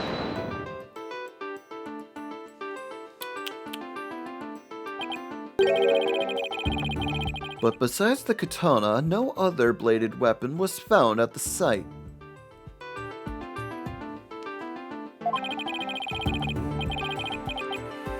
It was in the investigation report, if you didn't know. Objection!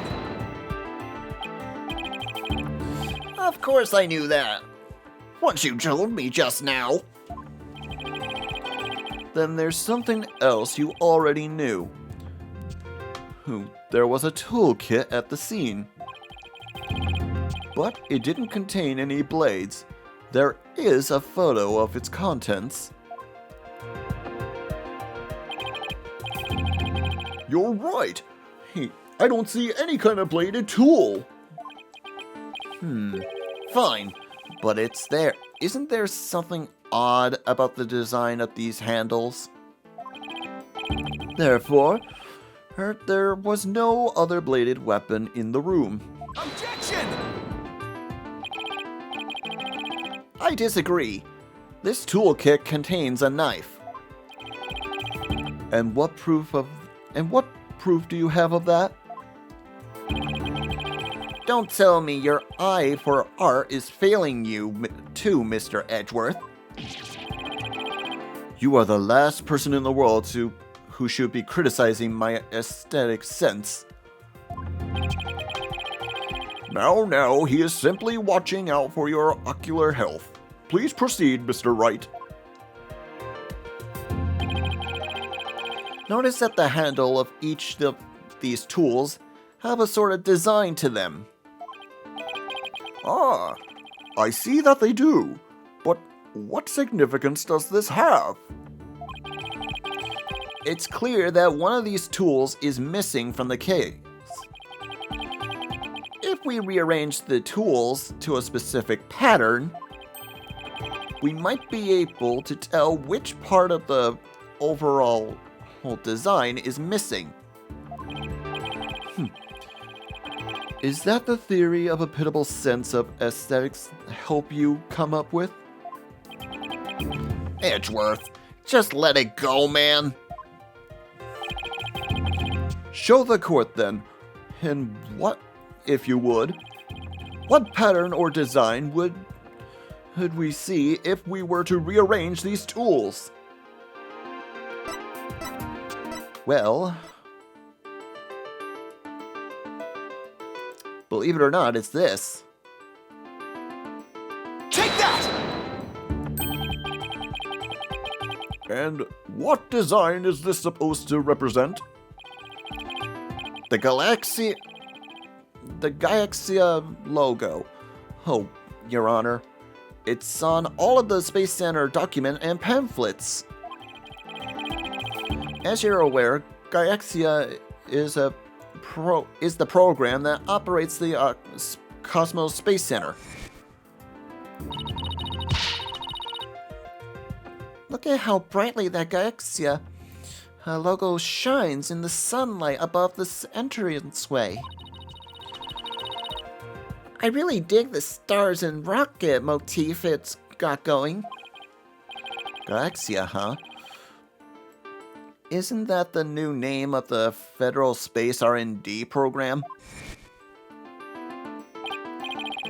Ah, I think I see it now, but...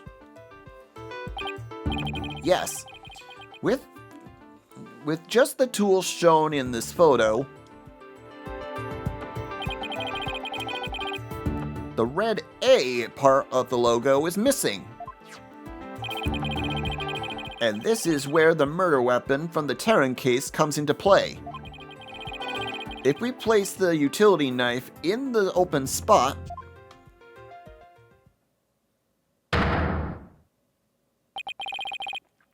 it would complete the Galaxia logo. So it would. Then that means... Admit it, Mr. Edgeworth. My aesthetic sense is keener than yours, and while you're at it, admit that the weapon Miss Sykes used could have been this one. Ugh.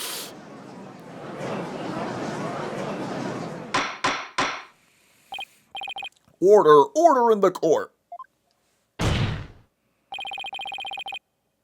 Miss Sykes confessed to having a memory of stabbing the victim. Admittedly, Miss Sykes most likely did stab someone using the utility knife. However, the weapon used to kill Dr. Sykes was the katana. Therefore, the act of stabbing that Miss Sykes remembers couldn't have been that of Dr. Sykes.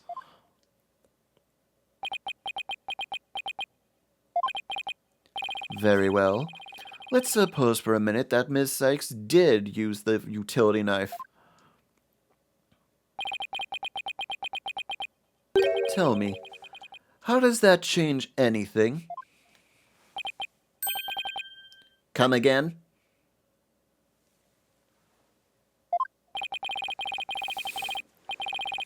What if the katana was only being used as a decoy? To conceal the true murder weapon. What if the real weapon took the victim's life with the utility knife? Don't be ridiculous! Or are you changing the premise of your entire argument?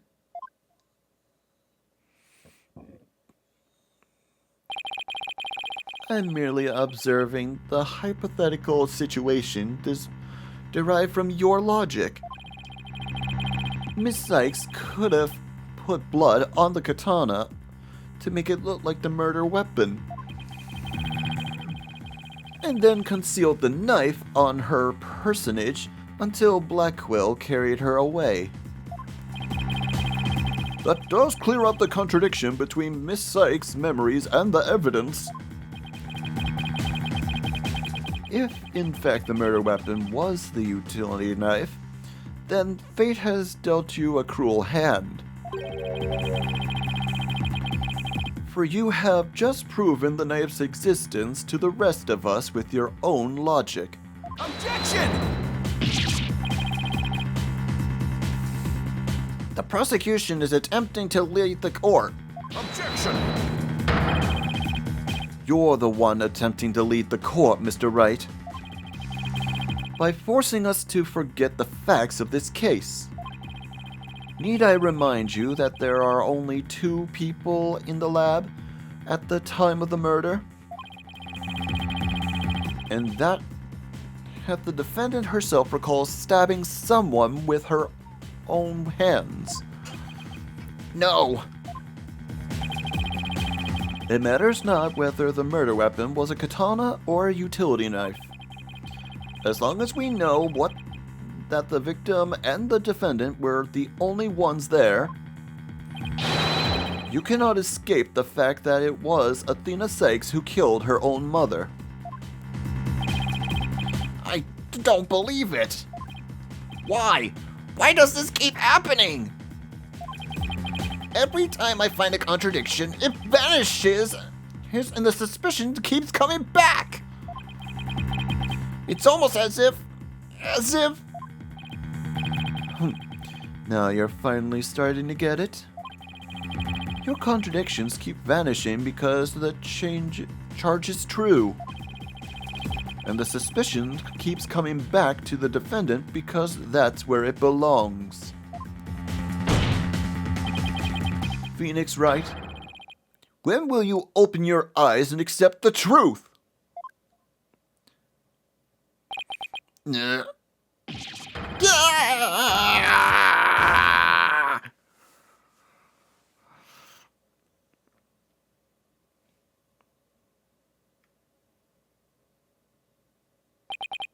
I don't want to believe it. It can't be true. But what if... Mr. Wright, you fought a good fight. I think you've done all you can do.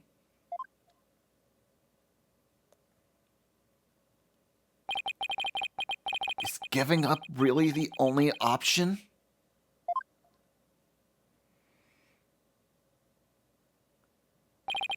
No. Snap out of it, Phoenix. What's the matter with you? Giving up to doubt? I can't look back. Forward is the only way to go. No, Your Honor, not yet. It isn't over yet. Right. I can't lose sight of what's important. I believe in Athena, and I'll always believe in her, to the very end. A defense lawyer never gives up on his clients. I have to pick myself up and stand firm. Make that brain of yours work, Phoenix. If I don't see any way, I'll have to go back and look for one. Time to rethink this case thoroughly.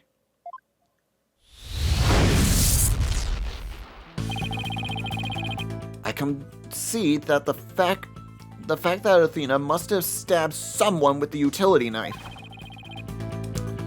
This must have been what Ponko witnessed as Athena's hug.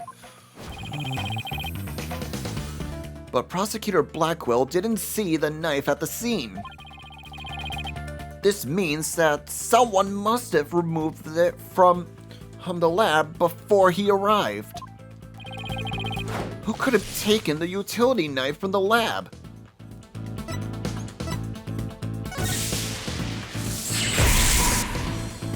Third person was at the scene.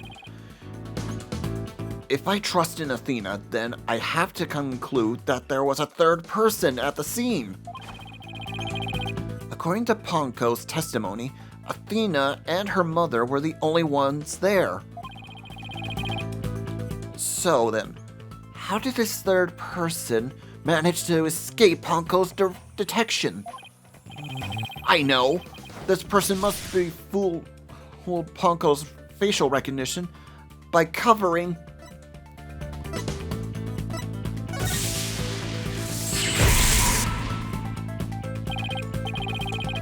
But wait a minute. Ponko has a heartbeat detection system too. Even if they covered their own face, Ponko would have still detected their presence.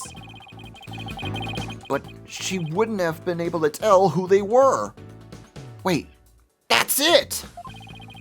The culprit must have covered their face. He's imposed as which person to avoid detection.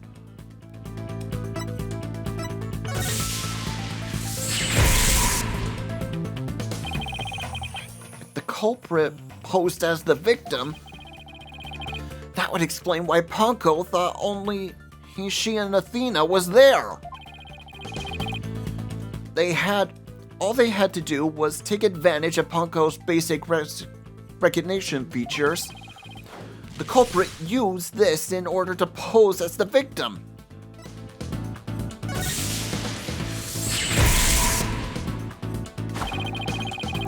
The culprit could have posed as the victim by wearing her jacket with the ID tag on it. But that still leaves a heartbeat detection system.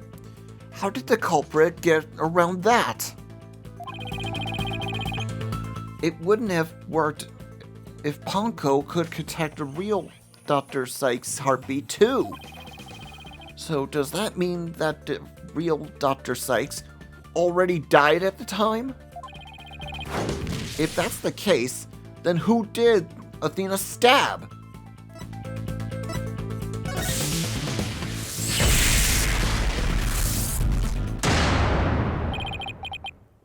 That's it! The person Athena stabbed wasn't Dr. Sykes! It was the person who murdered her and then pretended to be her! The real culprit!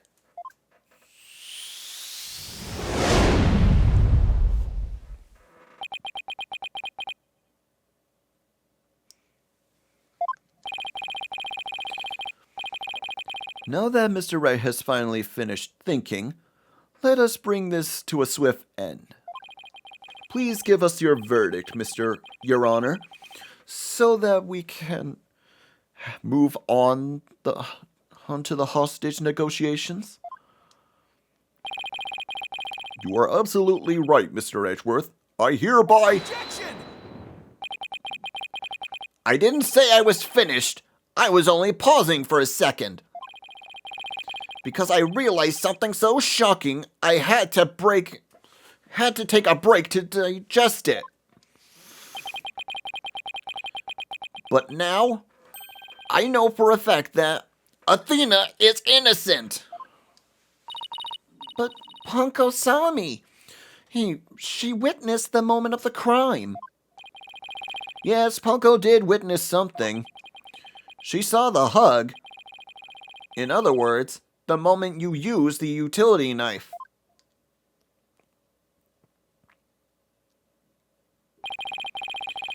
But the person you stabbed wasn't your mother. What are you saying, Mr. Wright? The answer is simple.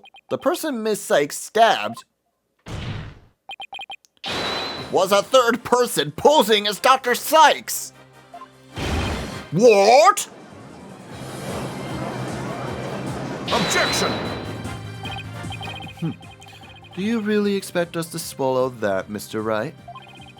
According to the robot's statements, there was no third person there. Did you really think I wouldn't see through your ludicrous grab for time? Objection! After all we've been through, Mr. Edgeworth, I'm disappointed. Don't you know by now that this smile of mine means I have absolute confidence? Huh. You make that pose all the time, regardless of the facts. Clonko's strange malfunction. Mr. Terran, you look pale. Shall I help you to the sick bay? Mr. Terran? But that's Apollo you're talking to.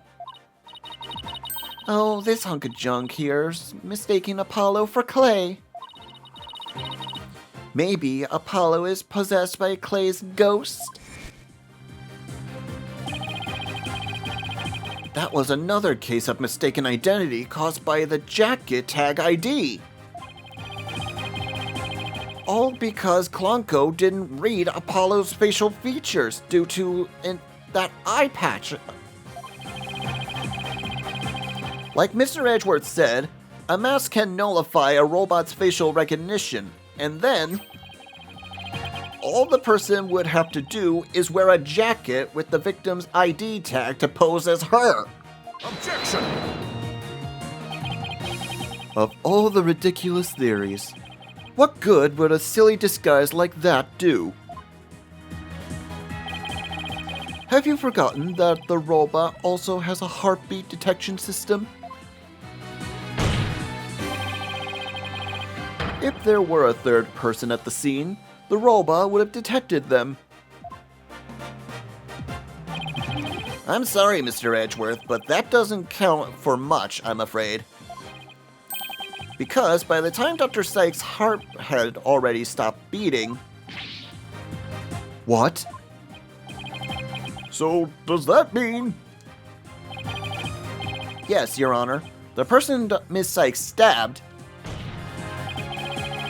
This third person who was posing as Dr. Sykes... is her mother's real killer! But that's... impossible!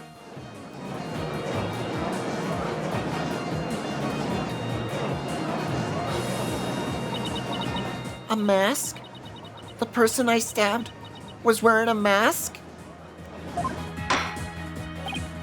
Order! Order in the court!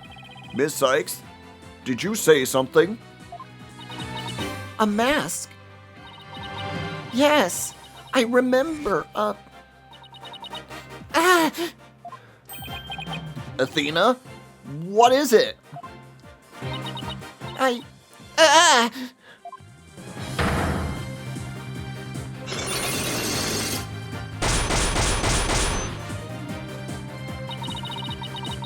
remember a man with a mask. How could he? What did he do to my mother? My head. Miss Sykes, are you all right?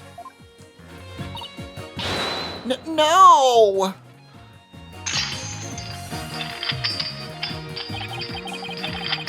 The Black Cyclops!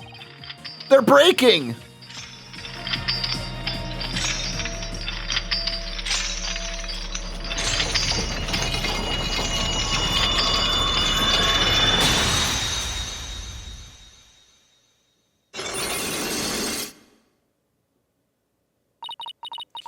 It's all coming back to me. Everything that happened that day. My mother was murdered.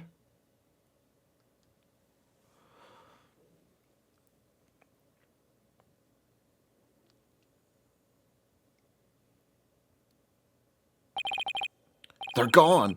The Black Cyclops are finally gone!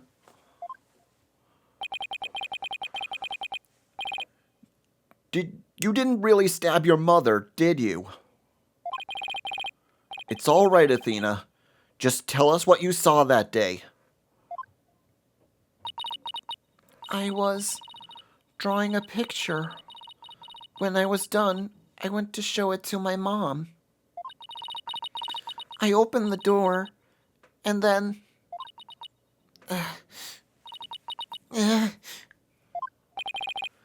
It's all right. I'm right here. You're safe, Athena. She was on the floor, by the workbench, with the katana sticking out of her.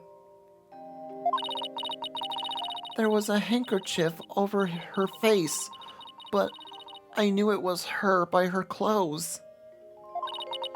And there was a man there. A man? Quiet, Your Honor. Go on, Athena. He tried to attack me. In a panic, I grabbed the knife that was there and... He dodged it first, so I only got his clothes. So I tried again. And this time you got him, didn't you? I did. I remember it clearly now. The knife went into the back of his hand. Then he kicked me, and I passed out.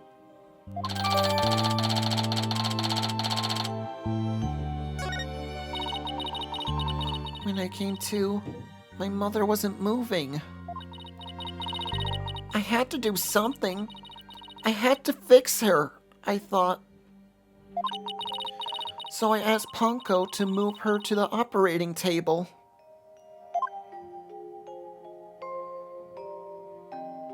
Something's wrong with Mom, so I'm taking her apart to fix her.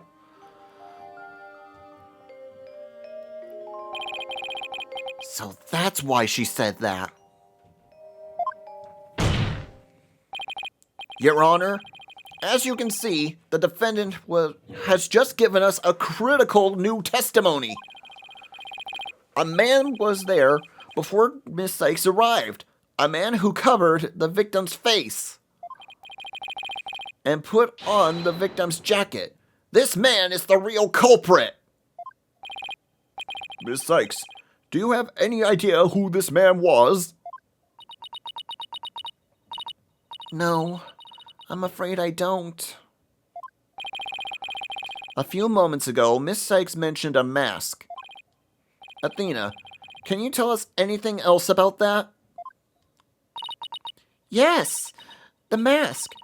It was my mom's Japanese theater mask. The one that was hanging on the wall of the lab. Ah, this mask hanging here on the wall? It was kind of spooky, that mask.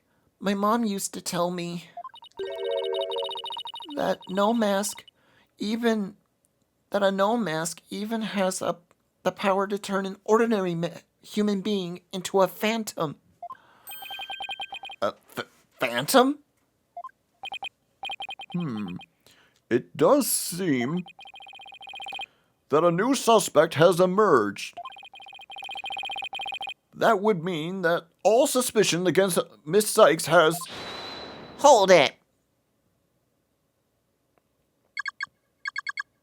You see, this is precisely why I can't trust the court system. Athena Sykes is the murderer. I won't accept any other verdict. Miss Blackwell, this is not good. A new suspect? Where's the proof this person ever existed? Who said it wasn't all just a dream that the little princess has this gory little head? Groggy little head. She's right. We don't have any hard evidence of the masked man's existence.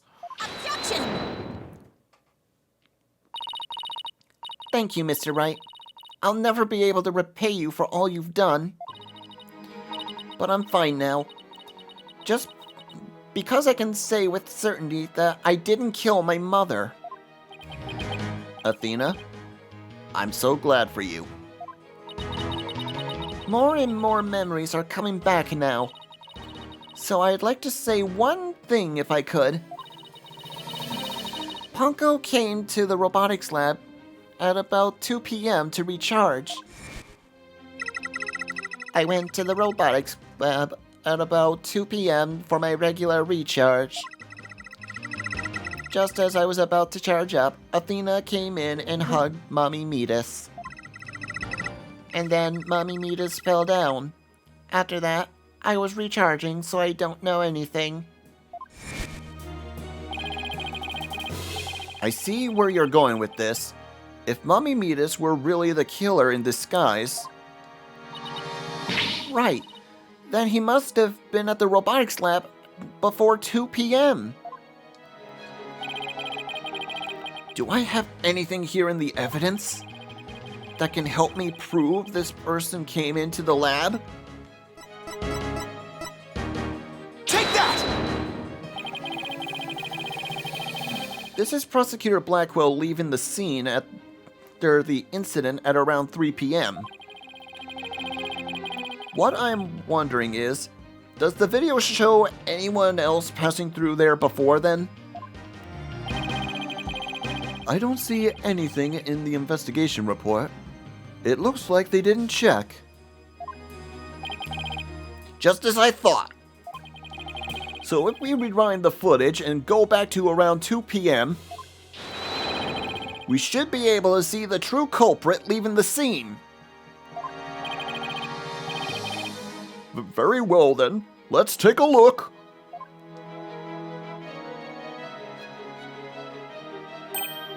There! Stop it right there!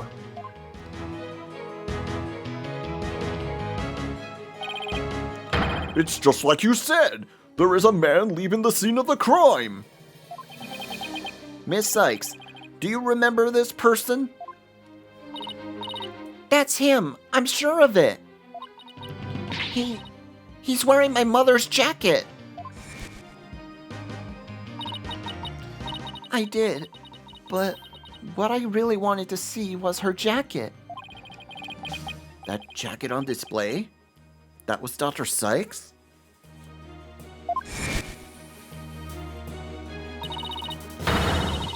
Can you see it? There's a slash I made on the with the utility knife that day. And And I'm sure that knife is under that jacket somewhere. So then, everything Miss Sykes said... Exactly. That proves Miss Sykes' memory was correct. Dr. Sykes' killer appeared at the robotics lab before 2 p.m. He killed her and hid her face with a handkerchief. Then he disguised himself with Dr. Sykes' jacket and mask that were there in the lab. The culprit probably knew beforehand that Ponko recharged up at 2 p.m. every day. So he waited for Ponko to come to the lab for her regular recharge. By leaving Dr. Sykes' jacket on, the culprit tricked Ponko into thinking he was Dr. Sykes, thereby making it look like she was alive to that point in time. All to disguise the real time of death. Objection!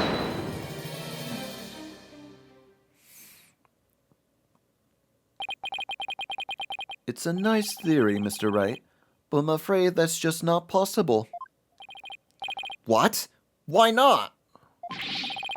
The victim's jacket is clearly visible right there in the video. And that right there is precisely the problem. The ID tag on the jacket at the scene confirms beyond doubt that it belongs to the victim. If the person who left the lab truly was wearing the victim's jacket, then how could it possibly have wound up back at the crime scene? What's going on? That doesn't make sense.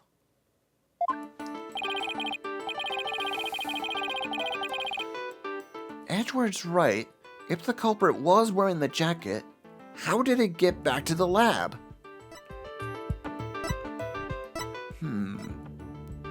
Maybe...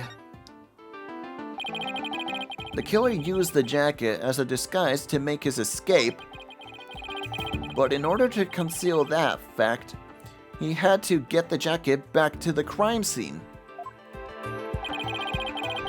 So the culprit seemingly returned to the robotics lab later and planted it there. Contradiction resolved. Objection! Except that it would have been impossible. The only one who came to the robotics lab after the killer were Prosecutor Blackwell and the people who reported the body. And they claimed that the jacket was there when they returned. So, when do you propose this mysterious man of yours had the chance to return the jacket? A puzzling question indeed. When did the culprit have the chance to bring the jacket back? When else? When the body was found.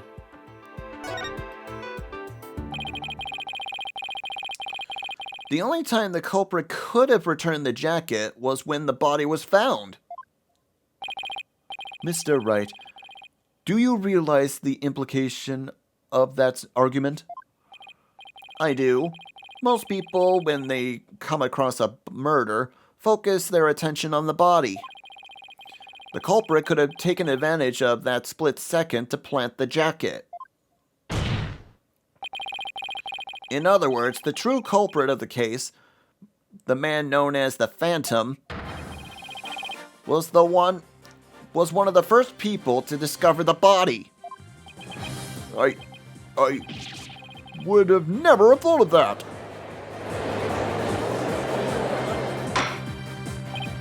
Order in the court. What is the meaning of this, Prosecutor Edgeworth? The body was discovered and reported by a group of 3 people. They were there to collect the space probe's capsule in preparation for the Hat 1 launch. One of these people had a special bag to transport the capsule in. Oh, you mean that shock-resistant bag? Correct. I suppose if the jacket was in that bag, it could have been returned to the scene of the crime without anyone noticing. I'll see to it that you get the reports on those 3 people. You will? We should also check the facial recognition database for that robot. If that person felt the need to hide his face with the red theater mask, it might mean that his facial data was once registered. Prosecutor Edgeworth, does this mean... I have to admit, I believed it. Miss Sykes' memories are to be credible. You win, right? Now that this was not that this was ever an official trial anyway. Do my ears deceive me? Prosecutor Edgeworth, are you actually conceding?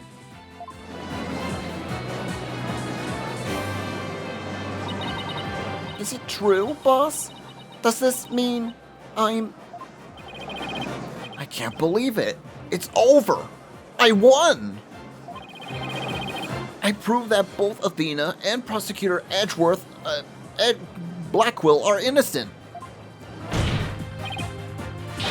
Your Honor, I see no need to further prologue this trial. Objection! Hold on, Mr. Wright. Have you forgotten who's in charge of this trial? That's right. I'm the one who's supposed to say I see no need to further prologue. Not you either, Your Honor. Now silence. The little princess who was truly beloved by Metis is who repaid that love with death. All these years, hating Athena was the only thing that kept me going. But what do I do now? Can anybody tell me? How am I supposed to go on? Miss Blackwell. How unlike you, Aura. Metis was deeply passionate about her work, and she chose you as her partner. Isn't that... Shut up, Simon! And you know exactly how I feel about her. Her respect as a co-worker wasn't all that I wanted. Then what did you want from her? Did you really just go there, Your Honor? Aura, there is something I wanted to say, if you will lend me an ear. I have in my possession a lead on Metis's murder, who Metis's murderer is. You do? Right, Dono? You asked me about the identity of the Phantom from 7 years past. That's right. The Phantom. The person Blackwell has been looking for, even from behind bars. 7 years ago, somebody hatched a plan to sabotage the Hat 1 rocket. A spy. But he was no ordinary spy. We knew not about him, his background, appearance. We came to refer to him as the Phantom. At the time, I was working with the police to hunt him down. And then one day, a miracle occurred, and I attained a lead on him. Oh, how exciting! What was the lead? A recording of the Phantom's voice, but the quality was too poor for the proper voice analysis. Yet I had hope. Aura's co-worker was a scientist who could analyze human emotions. So I asked her to evaluate the recording using analogical psychology. And that scientist was Dr. Sykes. Yes, a spy's great fear is to have his true identity discovered. In addition to Hat 1, Dr. Sykes' results had the recording. We were surely among his targets. But his search for the Space Center bore no fruit, so he must have started to panic. He couldn't find them, but where could they have been? Who is the spy? Wow, I bet he's never let that out of his sight all these years. How in the world did you smuggle them into prison? Oh, I have my ways.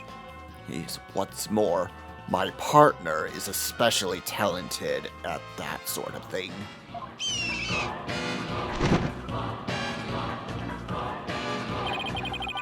I worked hard to lure the Phantom into spreading rumors throughout the underworld. I was even granted permission to prosecute cases to attract the Phantom's attention. Just try to retrieve your identity, you bloody butcher, became my taunt. So, what about the results Dr. Sykes drew up for you? Was there any useful information? Here, you can see for yourself. But take a good care of it. It's all I have left of my mentor. I will. I better hold on to this real tight.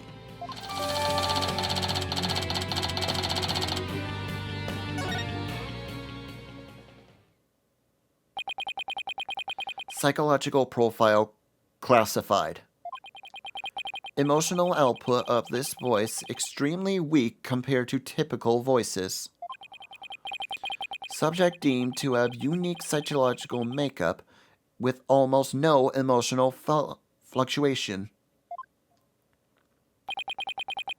No emotional fluctuation, huh? A spy who experiences no emotion. Not sadness, nor anger, and naturally no fear. He is the very definition of a phantom, a monster with no heart, don't you see?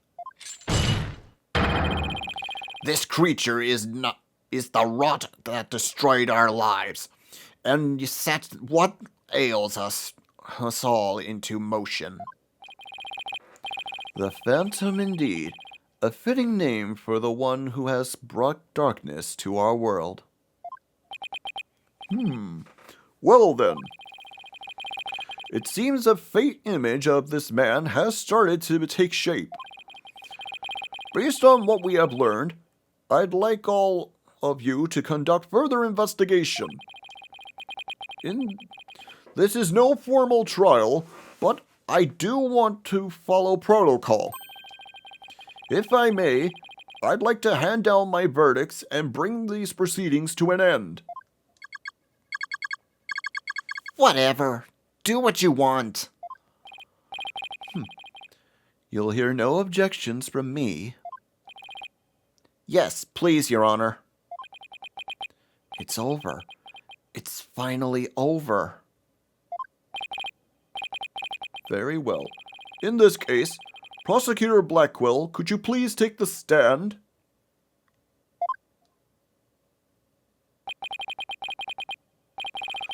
As a result of this trial, your innocence has been proven.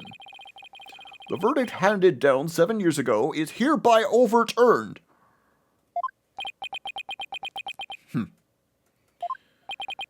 And now, the defendant of the current trial, Miss Athena Sykes. Yes, Your Honor? Mr. Wright? Thank you. Thank you for everything. Athena, you're more than welcome. If everyone is ready, I will now hand down my verdict. Objection!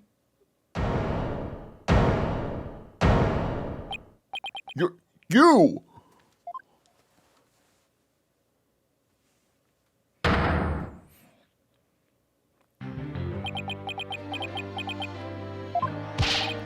Apollo!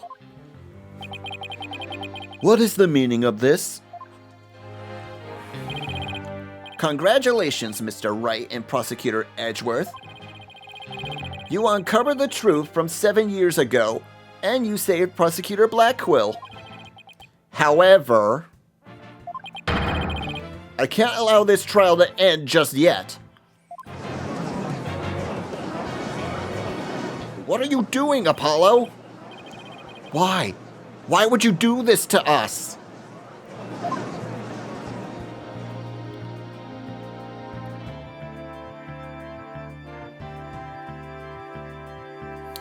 To be continued. Well now, it looks like we got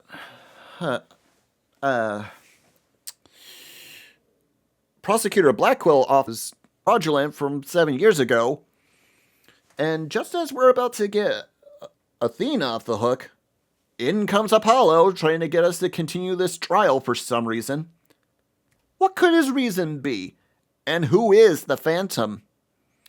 Will we be able to get Athena a not guilty verdict? Find out next time for the finale of this game in Let's Replay Ace Attorney Dual Destinies. I hope you did. Leave a comment if ring that videos every Tuesday, Thursday, and sometimes Saturday and Sundays. Until the conclusion of this case, this is Saur Darkchylde signing off. Have a good night, folks.